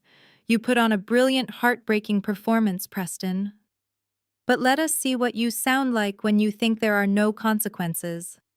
Let us see how you talk about me to your closest friends when the cameras are off and the expensive liquor is flowing." Preston scrambled to his feet. He lunged frantically toward the soundboard, desperate to physically rip the USB drive out of the computer. But the event's security captain stepped effortlessly into his path, placing a massive, unyielding hand firmly against Preston's chest, shoving him roughly back into the center aisle. Preston stumbled back, breathing heavily, completely trapped in a cage of his own making. I looked at the audio technician and gave him a sharp, decisive nod. The technician hit the space bar.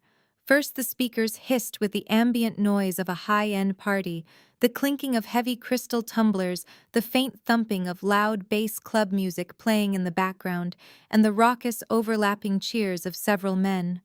Then Preston's slurred, arrogant voice boomed through the massive speakers of the ballroom, laughing hysterically with his drunk groomsmen. The laughter echoed off the crystal chandeliers and the towering marble columns, thick and heavy with the absolute confidence of men who believed they were utterly invincible.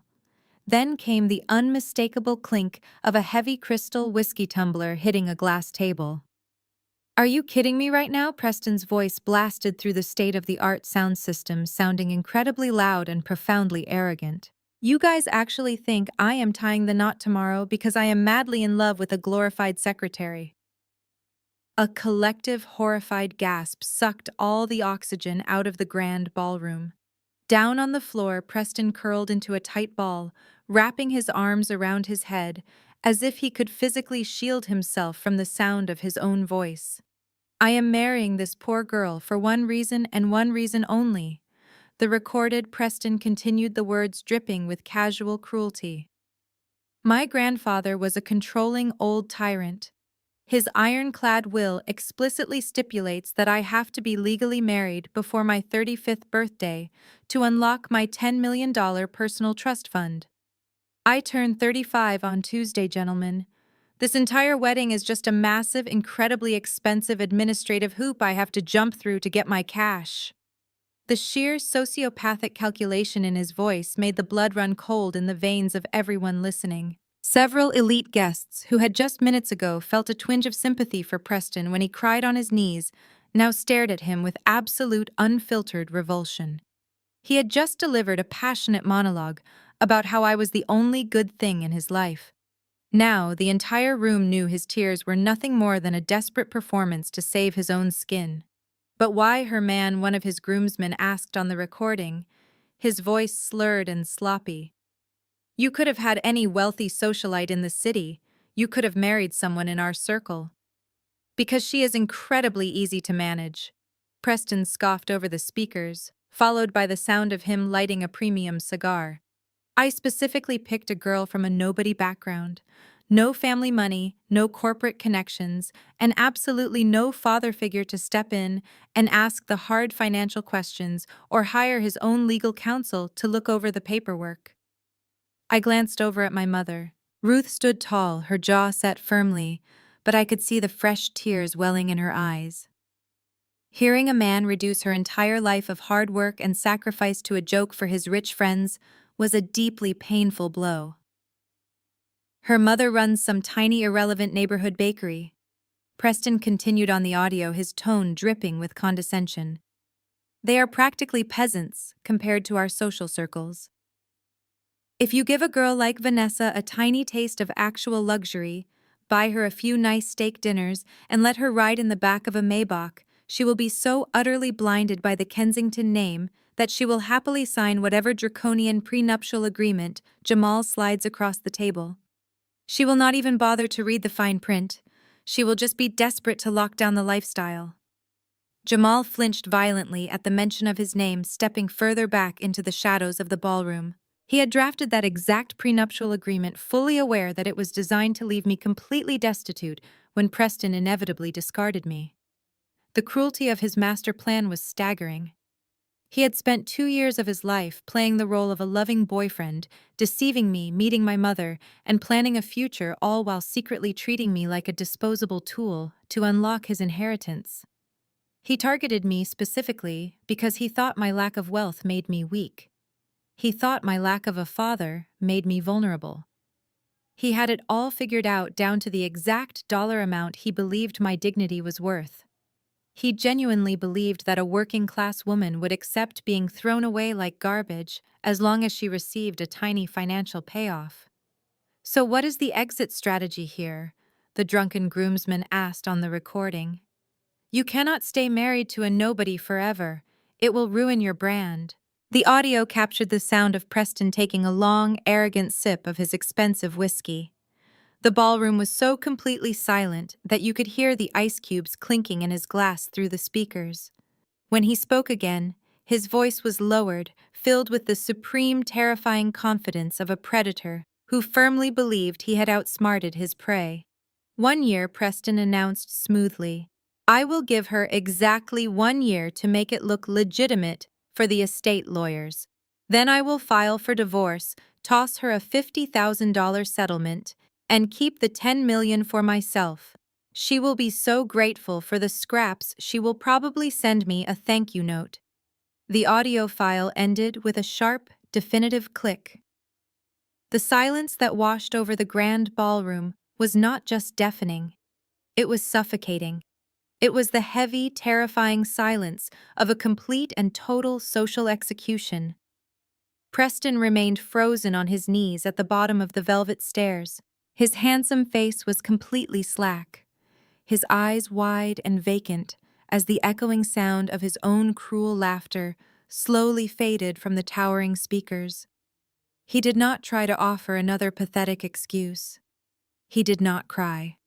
The pristine, charming mask he had worn for 35 years had just been violently ripped off, leaving absolutely nothing underneath but a hollow, calculating coward. For a brief moment, nobody moved. Then the high society crowd reacted with the ruthless efficiency that only the ultra-wealthy possess. Hundreds of smartphones were simultaneously whipped out of designer pockets and expensive clutch purses. The dim ballroom suddenly lit up with the rapid, blinding flashes of camera lenses. The prominent investors, the socialites who had kissed Caroline's cheeks, and the business partners who had played golf with Richard were all furiously recording the wreckage. Videos of the golden boy of Newport groveling on the floor were being instantly uploaded to social media. Group chats across the East Coast were already exploding with the audio clip of his horrific confession.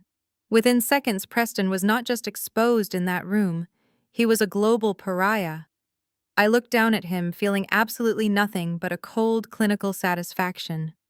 "You planned everything so perfectly, Preston?" I said, my voice cutting cleanly through the frantic whispering and the clicking cameras. "You found the perfect victim. A poor girl with a widowed mother who you thought would be so dazzled by your wealth that she would never see the knife you were holding behind your back. You were going to use my life as a stepping stone to unlock your fortune and then throw me away like garbage with a $50,000 check." Preston slowly raised his head. His breathing was shallow and erratic. "Vanessa," he croaked, his voice barely a whisper. "I am not finished," I commanded, silencing him instantly. "You see, when I was digging through the financial records of Kensington real estate, I did not just look at the corporate debt.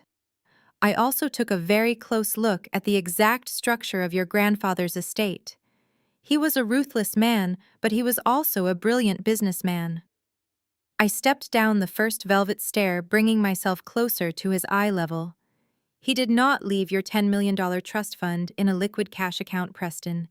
He did not leave it in gold bars or secure government bonds. He wanted you to have a vested interest in the family legacy, so he tied your inheritance directly to the company. Your entire $10 million trust is held exclusively in Class A shares of Kensington real estate." Richard let out a sharp, devastated groan from across the room, suddenly realizing the horrific financial math I was about to lay out. "When a company is healthy, those shares are worth a fortune," I explained, making sure to enunciate every single syllable for the investors furiously recording the speech. "But as I just demonstrated on that massive screen behind me, your company is not healthy. It is entirely insolvent. And when a massive private equity firm like Vanguard Capital buys up $45 million of senior secured debt and forces a company into Chapter 11, bankruptcy, the very first thing that happens is the complete equity wipeout of the common stock." I paused, letting the reality of the situation hover in the air like a guillotine blade. "Your shares are worthless, Preston. They are mathematically valued at absolute zero. Your $10 million trust fund does not exist anymore. It evaporated the exact second I signed the debt acquisition papers yesterday morning." The crowd gasped again, the sheer, brutal poetry of the financial takedown, leaving them completely stunned. "You spent 2 years of your life lying to me," I said, my voice dropping to a harsh, unforgiving register. "You manipulated my mother. You planned to ruin my future. You humiliated yourself by begging on your hands and knees in front of half of Rhode Island. And you went through all of this for absolutely nothing. You do not get the girl. You do not get the money. You get nothing." Preston stared at me, his eyes darting frantically back and forth as his brain tried to process the catastrophic information. He had played the ultimate game of deception, and he had lost everything. The wealth that defined his entire existence was gone. The social status that shielded him from consequences was destroyed. The safety net was cut. A terrifying, vacant look washed over his features. Preston's mind finally snapped. He realized he was penniless, humiliated, and utterly exposed. Caroline watched her golden boy crumble onto the floor, and something inside her perfectly manicured, deeply artificial facade violently fractured. For 3 decades, Caroline had carefully constructed an identity based entirely on the intimidation of others. She had weaponized her last name, her massive diamond rings, and her exclusive country club memberships to crush anyone she deemed socially inferior. Now stripped of the millions she thought protected her, she was nothing more than a broke, aging woman standing in a rented venue she could not afford. The rapid clicking of the smartphone cameras surrounding her acted like physical blows. Every single flash from the elite investors and former friends captured her profound humiliation. They were no longer looking at her with envy. They were looking at her with deep, unfiltered pity and absolute revulsion. That sudden shift in social power was far more agonizing to her than the loss of the money itself. She could not accept that her entire empire was gone. She desperately needed a scapegoat. She needed someone beneath her to absorb the catastrophic damage of this public execution. Her wild, bloodshot eyes frantically scanned the grand ballroom and finally locked onto the one person she had targeted from the very beginning. My mother. A sound tore from Caroline's throat that did not belong at a luxury wedding. It was a guttural, feral scream of absolute desperation and blinding rage. It echoed loudly off the marble walls, startling the guests who immediately backed away from her in horror. Caroline completely abandoned the aristocratic poise she had spent a lifetime practicing. She kicked off her expensive designer heels, the sharp stilettos clattering against the stone floor, and charged directly toward the edge of the stage. Her couture gown tore at the seams as she lunged forward, her arms outstretched, her manicured fingers curling into vicious claws. She was entirely unhinged, driven by a primal need to inflict physical pain. "You peasant woman," Caroline shrieked, her voice cracking under the sheer force of her hysteria. "You did this! You and your witch daughter ruined our lives! You disgusting, pathetic nobodies came into my house and stole everything we had! I am going to kill you! I am going to tear you apart!" She completely bypassed her weeping daughter, ignored her paralyzed husband, and scrambled up the velvet stairs toward my mother. Ruth stood frozen, her eyes wide with shock, as the enraged matriarch hurtled toward her like a rabid animal. I did not even hesitate. I dropped the heavy silver microphone onto the podium, the loud thud echoing through the massive speakers, and stepped swiftly in front of my mother. I became an immovable physical shield between the woman who raised me and the unhinged monster who wanted to destroy her. Caroline swung her arm wildly, aiming a vicious open-handed slap directly at my mother's face. But her hand never made contact. My arm shot up with lightning speed. I caught Caroline's wrist mid-air. My grip was absolute steel. I dug my fingers fiercely into the delicate bones of her forearm, halting her chaotic momentum instantly. The sudden jarring stop sent a shockwave of pain up her arm, and she let out a sharp gasp. The heavy diamond bracelet she wore clinked loudly against my knuckles. For a split second, Caroline tried to yank her arm free, thrashing her body weight backward, but I held her firmly in place. I squeezed her wrist much harder, letting her feel the undeniable physical strength that perfectly mirrored the absolute financial power I now held over her entire existence. She was completely trapped in my grasp. The chaotic screaming in the ballroom faded into a tense, breathless silence as the wealthy guests watched the physical standoff on the stage. Caroline stared at me, her chest heaving violently, her perfect makeup ruined by sweat and heavy tears of rage. The aristocratic superiority was entirely gone, replaced by the sheer terror of a woman who finally realized she was completely powerless. She looked deep into my eyes frantically, searching for a single ounce of fear or intimidation, but she found absolutely nothing but cold, clinical authority. I slowly pulled her wrist closer to my body, forcing her to step uncomfortably near to me. I leaned in my face mere inches from hers. The scent of her expensive floral perfume was suffocating, mixed heavily with the sharp, bitter tang of her panicked sweat. I kept my voice incredibly low, ensuring that only she could hear the final nail being hammered into her coffin before the authorities arrived. "I didn't ruin you," I whispered my words, slicing through the tense air like a freshly sharpened blade. "I just turned on the lights so everyone could see the rot. And the show isn't over yet." With a sudden, forceful thrust, I released her wrist and shoved Caroline backward. She stumbled awkwardly on the stone floor, her torn couture gown tangling around her legs. Richard managed to catch her just before she hit the ground, wrapping his arms around his weeping, trembling wife.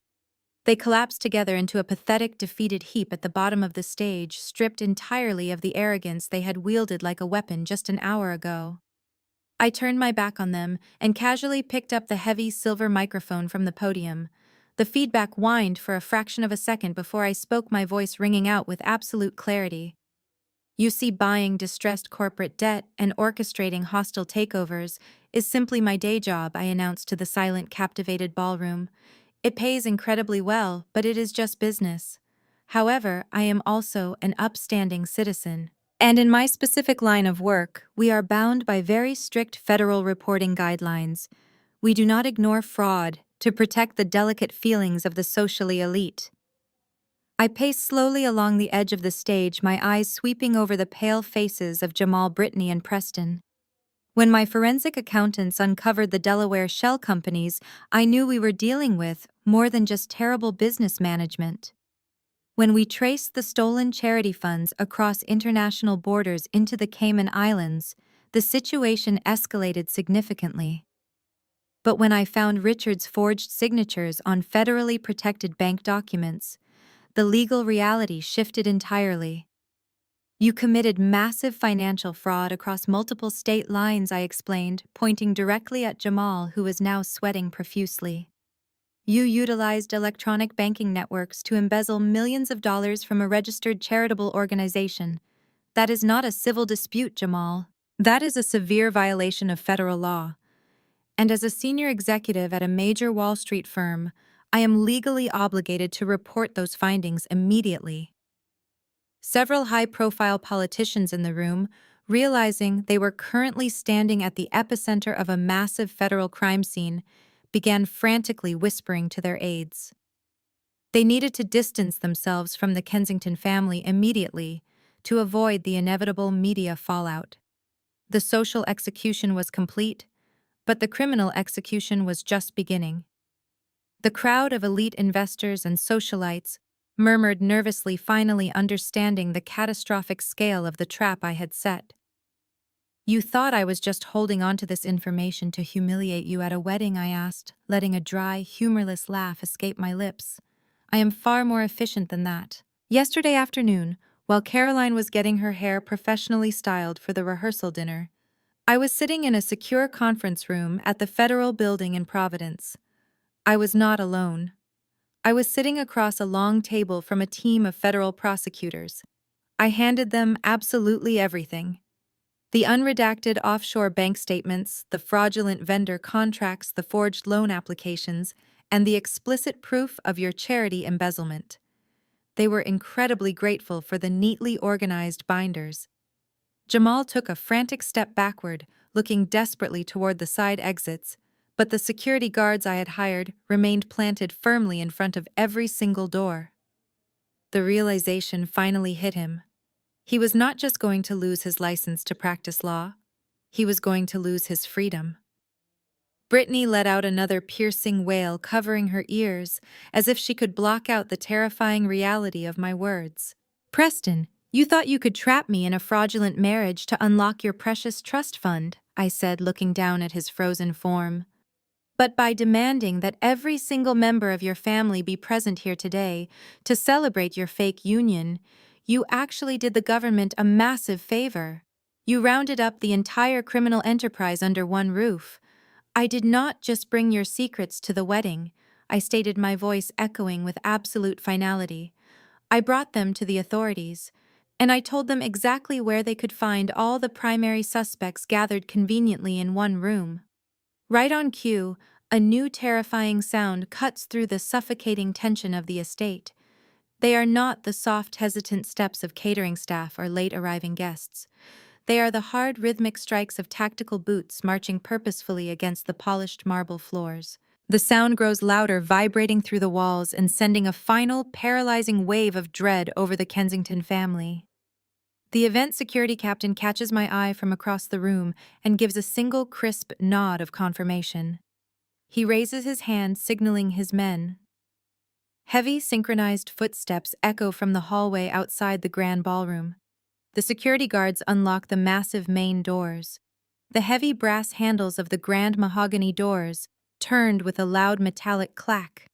As the heavy wood swung outward, the bright afternoon sunlight from the hallway flooded into the dim, tension-filled ballroom. But the light did not bring any relief. It illuminated the terrifying reality that I had just promised. Marching through the arched entryway in perfect, intimidating synchronization was a dozen federal agents. They wore dark tactical windbreakers with the letters FBI emblazoned across their chests in bright, unmissable yellow text. The stark contrast between their heavy utility belts and the delicate white floral arrangements decorating the entrance was incredibly jarring. This was no longer a high society gathering, it was an active federal crime scene. Directly behind the first wave of FBI agents came a second, equally intimidating group. These agents wore dark suits and carried thick leather briefcases. The subtle badges clipped to their belts identified them as the Internal Revenue Service Criminal Investigation Division. Wall Street executives often joked that they feared the IRS far more than the FBI, because while the FBI could put you in prison, the IRS would systematically strip away every single dime you ever claimed to own before they locked the cell door. The elite guests in the ballroom completely lost their composure. The politicians, the wealthy investors, and the socialites who had spent the entire afternoon sipping vintage champagne immediately scrambled out of the center aisle. They pushed against each other, desperate to avoid making eye contact with the federal agents. In the world of the ultra-wealthy, proximity to an active federal investigation is like a highly contagious disease. Nobody wanted to be caught in the background of a photograph standing next to the Kensington family while warrants were being executed. The path from the main doors directly to the stage cleared in a matter of seconds. The lead FBI agent, a tall, broad-shouldered man with closely cropped gray hair and an expression carved from solid granite, led the march down the white-carpeted aisle. His heavy tactical boots crushed the scattered white rose petals that my mother and I had walked past just an hour earlier. He did not look left or right at the terrified high society crowd. His eyes were locked dead ahead, scanning the stage and the broken family cowering at the bottom of the velvet stairs. I stepped back, lowering the microphone to my side, and gestured openly toward the Kensington family. I had set the stage, delivered the evidence, and trapped the prey. Now it was time for the federal government to collect. Jamal frantically backed away, bumping hard into a decorated dining table. His legal mind was racing, trying to formulate a defense, but the sheer presence of the IRS criminal investigation agents told him that his offshore accounts had already been fully breached. Brittany let out a terrified whimper and tried to hide behind her father. Richard remained on his knees, clutching his chest, his face pale and completely devoid of the arrogant pride he had worn for 30 years. Preston simply stared at the approaching agents with vacant, dead eyes, his mind entirely broken by the realization that his $10 million trust fund was gone and federal prison was his new reality. Caroline was the only one who tried to speak. She reached out a trembling hand toward the lead agent as he stopped at the base of the stage. "Please," Caroline cried, her voice incredibly weak and pathetic. "There has been a terrible misunderstanding. We are the Kensington family. You cannot just march into our private event like this. We know the governor." The tall lead agent did not even acknowledge her pathetic existence. He looked right past her, holding up a thick stack of manila folders sealed with official government stamps. He pulled a folded piece of paper from the top folder, snapped it open with a sharp flick of his wrist, and cleared his throat. His deep, steady voice boomed across the completely silent ballroom, requiring no microphone to command absolute authority over everyone present. Richard Kensington, Preston Kensington, Jamal Washington. Brittany Washington, the agent announced loudly, reading the names off the printed documents with cold, mechanical precision. Every single person in the room held their breath, waiting for the final blow to land. "I have multiple federal arrest warrants officially issued by the United States District Court for the District of Rhode Island. You are all being taken into federal custody immediately. Do not attempt to move, resist, or flee this venue under any circumstances whatsoever. The official charges against you include multiple counts of conspiracy to commit wire fraud, massive corporate income tax evasion, and the illegal embezzlement of over $3 million from a completely registered charitable youth foundation. The lead agent did not wait for them to process the catastrophic weight of those words. He gave a short, sharp hand signal to the officers standing behind him. They moved forward with ruthless, practiced efficiency.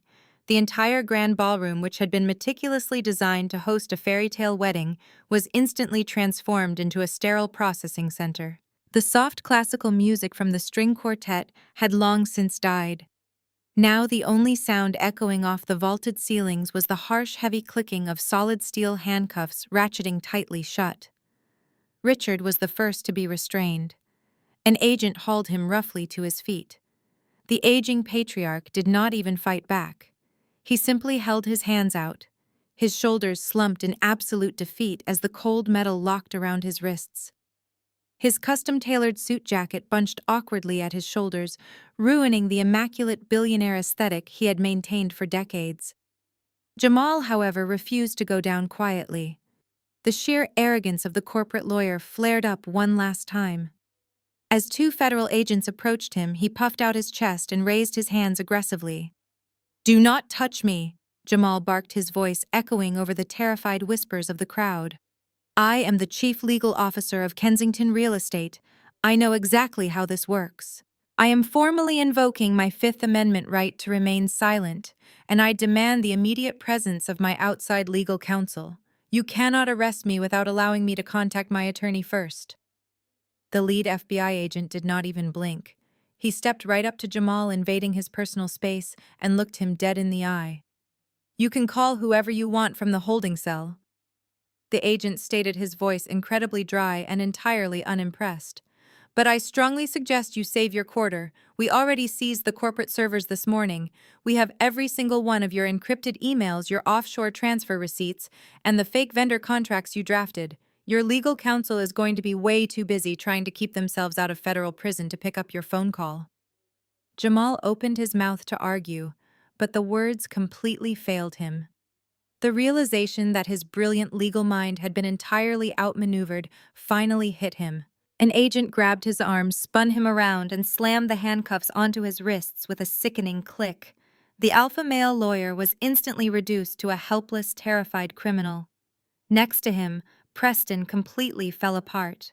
The golden boy of Newport, the man who had confidently planned to steal $10 million and toss me aside with a tiny settlement, dissolved into a puddle of absolute cowardice. He sobbed uncontrollably as an agent grabbed his arm. Mom, Preston wailed, twisting his head to look at Caroline. "Mom, please do something. Call the governor. Call the judges. You have to stop them. They cannot put me in a police car. I cannot go to jail."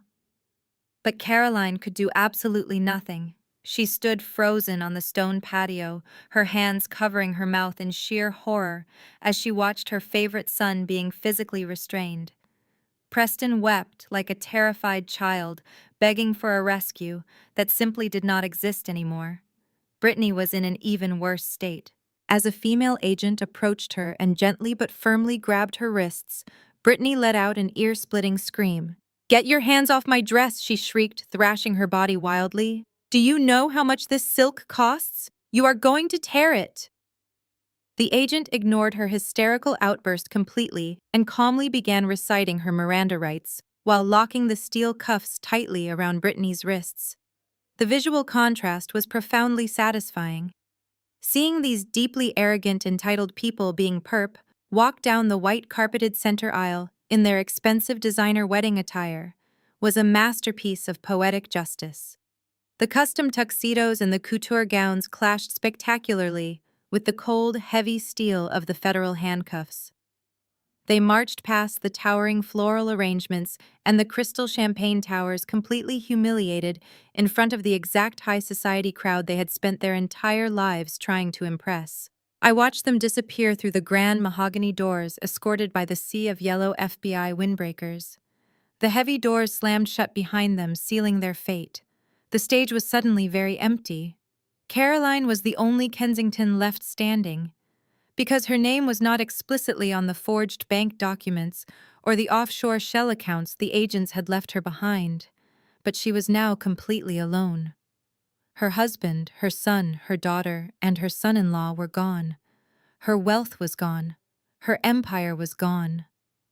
Caroline slowly turned around to face the elite guests still lingering in the ballroom. Her makeup was entirely ruined, her hair was a mess, and her eyes were wide with desperate, frantic hope.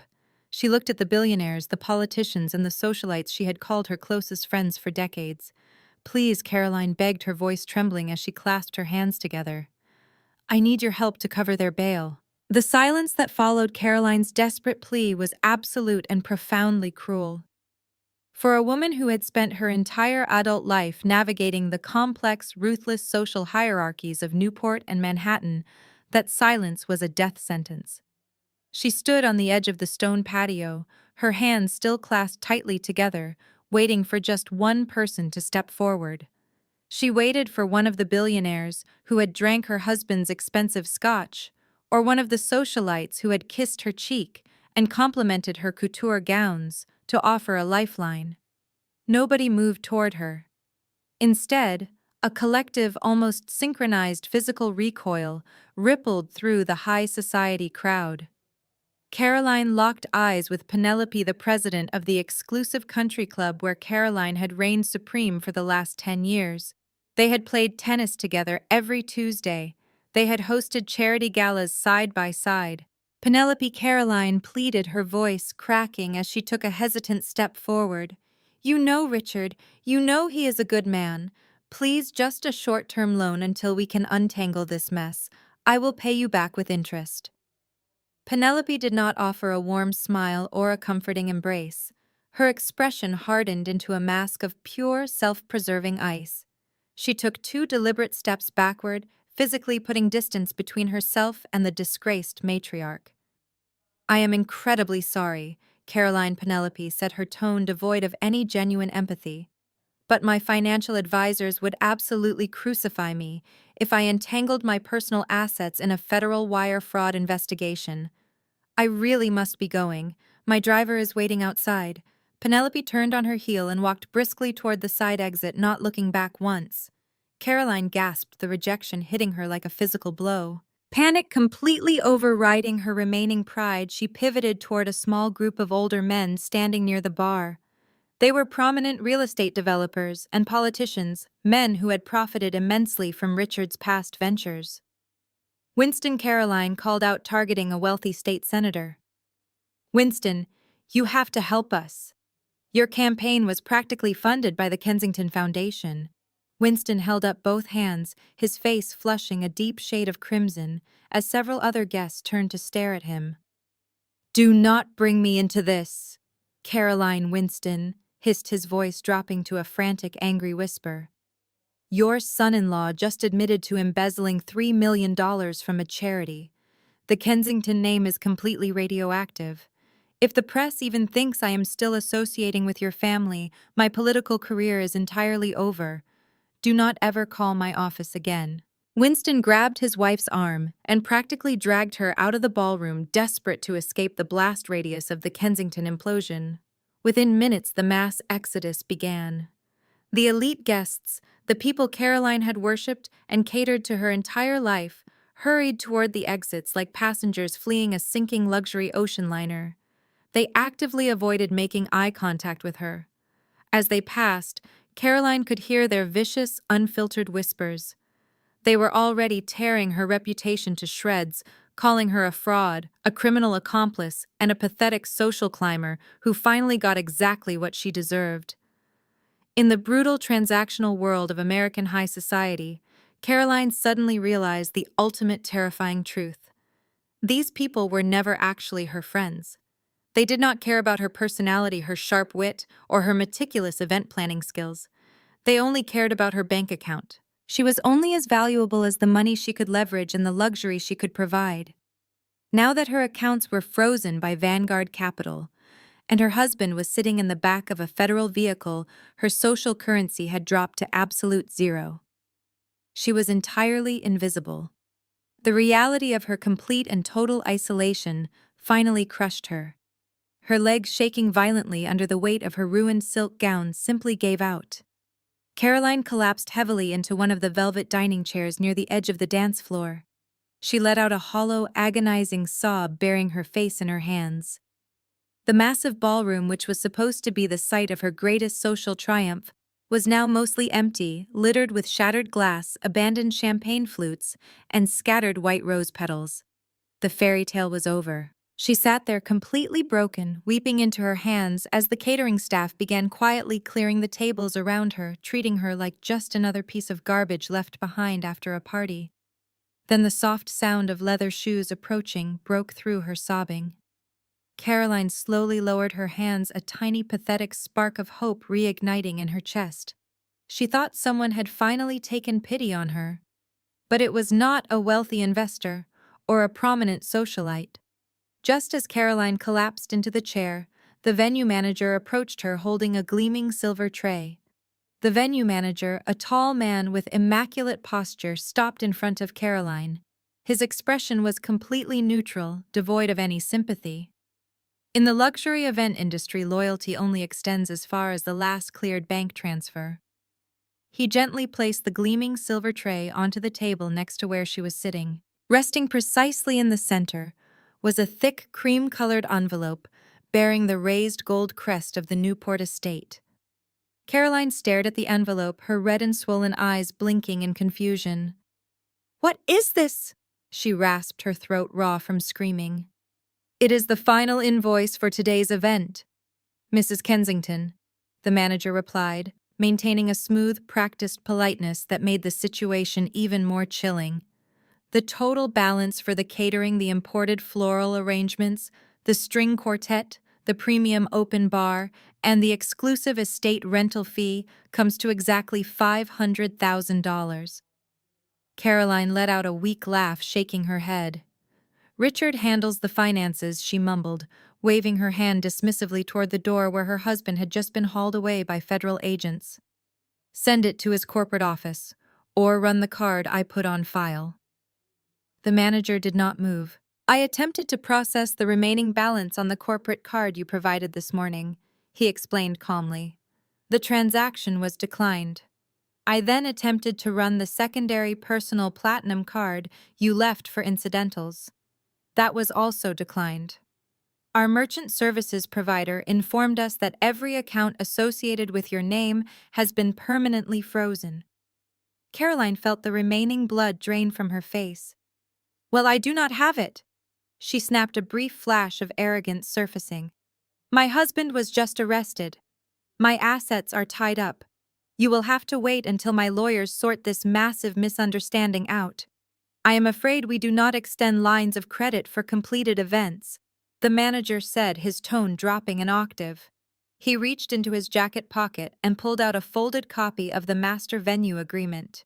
He pointed a manicured finger at the bottom of the last page. "When you demanded absolute creative control over this wedding, you insisted on signing the master contract yourself, right here under the title Mother of the Groom." Caroline stared at her own elegant signature in dark blue ink. "By signing this document," the manager continued relentlessly, "you legally agreed to act as the sole personal guarantor for the entire $500,000 balance.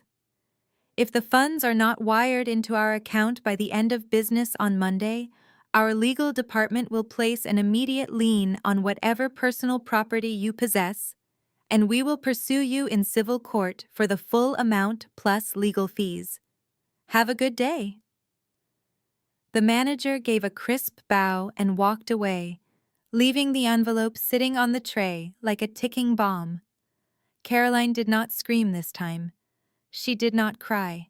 The sheer weight of the financial reality simply short-circuited her brain. She owed $500,000 that she fundamentally did not have to people who would relentlessly hunt her down for it. She slumped back into the velvet chair, her arms falling limply to her sides. Her eyes glazed over, staring blankly at the crystal chandelier above. She went into a state of complete catatonic shock, trapped in the inescapable prison of her own massive debt. I watched her completely shut down from across the room. There was no joy in seeing another human being destroyed, but there was a deep sense of justice. The universe finally balanced the scales. I turned to my mother. She was standing quietly, her hands folded gracefully in front of her beautiful vintage dress. "Let us go home, Mom," I said softly. Ruth nodded, a small, genuine smile touching her lips. "Yes," she agreed. "I think we have had enough high society for one day." I linked my arm through hers. Together, we turned our backs on Caroline and began walking down the center aisle. We stepped over the crushed white rose petals and the shattered crystal glass, navigating through the wreckage of the Kensington Empire. We walked out of the ballroom and into the sunlit hallway leading toward the main exit. Just as we passed the coat check room, where the federal agents were temporarily holding the Kensington men before loading them into the transport vehicles, a desperate voice echoed off the marble walls. "Vanessa." It was Preston. He was pressed against the glass doors of the holding room, his hands cuffed tightly behind his back. He called out my name one last time, his voice shattering with absolute despair. I stopped walking. The sharp, confident sound of my heels clicking against the polished marble floor ceased immediately, leaving only the muffled noises of the federal agents coordinating their transport logistics in the background. My mother paused right beside me, her hand resting gently on my arm. She did not flinch, and she certainly did not look away from the glass. She stood perfectly upright, radiating a quiet, unshakable dignity that the Kensington family had never possessed and could never simply buy. I turned slowly to face the coat check room. Preston was pressing his face and his shoulder aggressively against the heavy glass pane, leaving a large smudge of sweat on the pristine surface. His custom-tailored tuxedo was severely wrinkled, and his perfectly styled hair hung in completely disheveled strands across his forehead. He looked absolutely pathetic. He looked exactly like the terrified hollow shell of a man I had just exposed him to be. "Vanessa, please," Preston begged through the glass, his voice heavily muffled but entirely clear in its frantic desperation. "I know I messed up. I know I deserve this. But please have a little mercy today. You have all the power now. Just drop the corporate debt claims. Just release enough of the frozen assets so my father and Jamal can hire decent private defense attorneys. We cannot fight federal wire fraud charges with absolutely nothing. We are going to be completely destroyed." He was actually still trying to negotiate. Even with cold steel handcuffs digging deeply into his wrists and federal agents standing mere feet away, his deeply ingrained entitlement allowed him to believe he could still manipulate me into a financial compromise. He genuinely thought I would somehow fund his legal defense against the very financial crimes I had just reported to the authorities. I let go of my mother's arm and took 2 deliberate steps toward the glass door. I did not raise my voice. I did not need to. "You still do not understand what is happening here, Preston," I said, my voice incredibly cold and entirely steady. "You still think this is just a business transaction that went sour. You think you can just ask for a line of credit to fix the massive bleeding holes in your life? But you are completely bankrupt in every possible sense of the word." I looked him directly in his bloodshot eyes, ensuring he absorbed every single syllable of my final judgment. "For 2 years you sat at my dinner table." I continued my words, slicing effortlessly through the glass barrier. "You smiled at my mother. You ate the food she baked for you.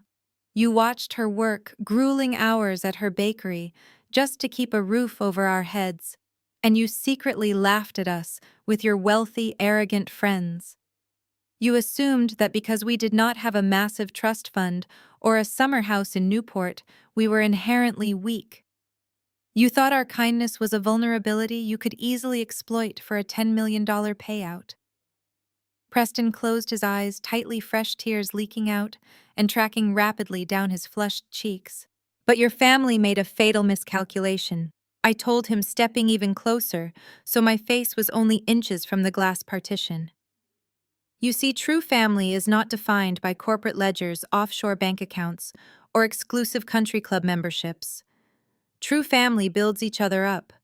My mother and I survived because we actually love each other. We protect each other fiercely. Your family turned into a pack of rabid animals and tore each other to pieces the absolute second the money disappeared. You do not even know what true loyalty is. I paused briefly, letting the crushing reality of his total isolation sink deeply into his mind. Your parents raised a coward, and I refuse to finance a coward's legal defense. Please. Preston sobbed, leaning his forehead heavily against the glass. I am begging you. I delivered my final, unyielding boundary. Do not ever contact me again, Preston. Do not call me from the holding cell. Do not have your parents try to reach out to my firm. You no longer exist in my world. If you have anything else you want to say to me, my elite corporate lawyers will happily communicate with your court-appointed public defenders. Preston gasped out loud, the remaining color draining instantly from his face as the sheer terror of facing ruthless federal prosecutors with a free, overworked public defender finally registered in his brain.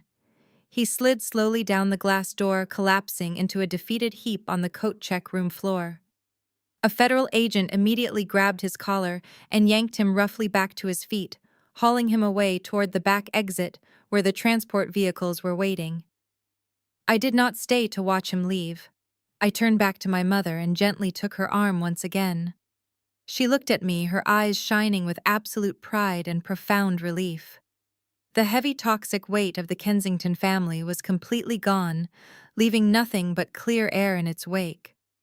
Together we walked away from the holding room. We pushed open the heavy front doors of the lavish estate and stepped out into the glorious bright afternoon sunlight. My mother's beautiful handmade vintage dress caught the gentle ocean breeze, the delicate fabric flowing perfectly around her.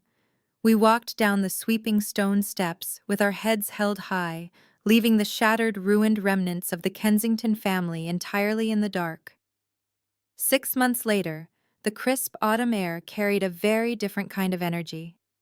I stood in front of the massive floor-to-ceiling window in my Manhattan office, holding a warm cup of coffee, listening to the morning broadcast on the financial news network, playing softly in the background. The anchor's voice was sharp and clinical as she delivered the final update on what the media had dubbed the Newport nightmare. Richard Kensington was officially sentenced to 12 years in federal prison for massive corporate fraud and tax evasion. Jamal Washington, the brilliant legal mastermind who thought he could outsmart the government, received a 15-year sentence for his central role in the charity embezzlement scheme and for lying to federal investigators. His wife Brittany managed to negotiate a plea deal by flipping on her husband, but she still received 3 years in a minimum security facility for her direct participation in laundering the stolen funds. Preston was handed 5 years for conspiracy. He tried to cry during his sentencing hearing, but the federal judge was entirely unmoved by his crocodile tears. As for Caroline, she avoided jail time, but she lost absolutely everything else. She was currently living in a tiny one-bedroom apartment in upstate New York, working as a receptionist at a mid-level dental clinic, forever exiled from the high society she once ruled. I turned off the television with a simple click of the remote. Their chapter was permanently closed. I set my coffee down and grabbed my tailored wool coat. I had a much more important appointment to attend today.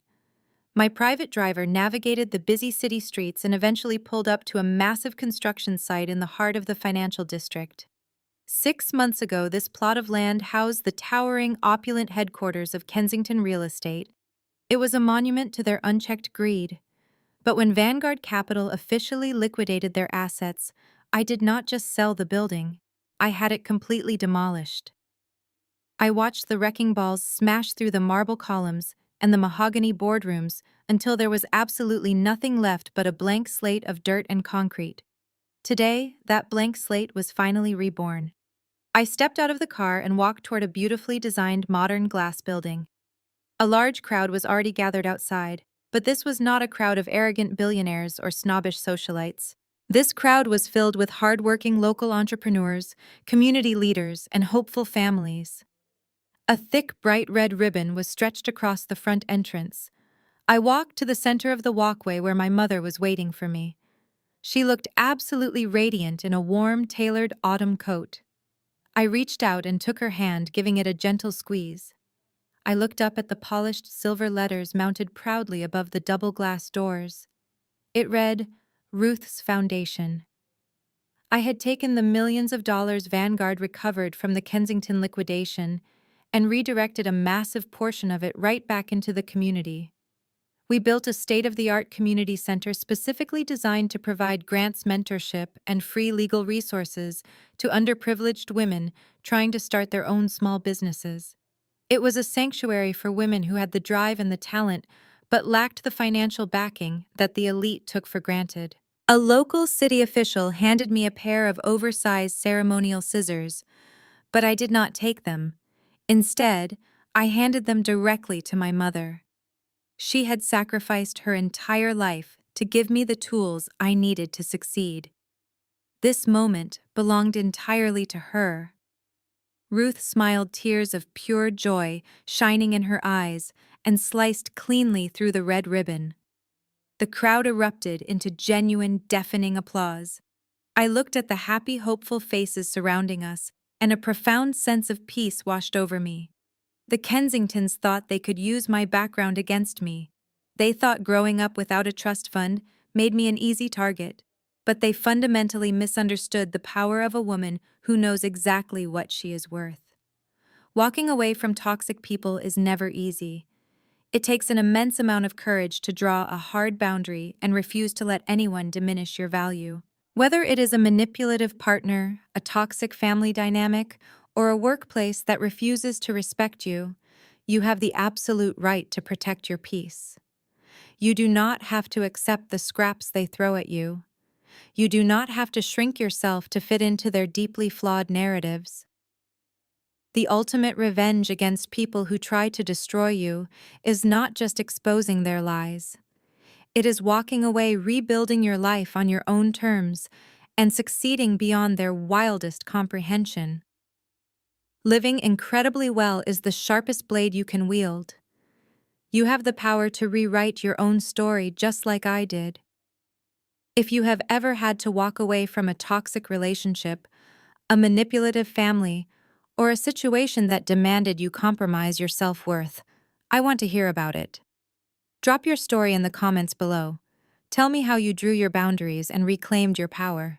Let us build a community of strength, because your story might be exactly what someone else needs to hear today to finally walk out the door.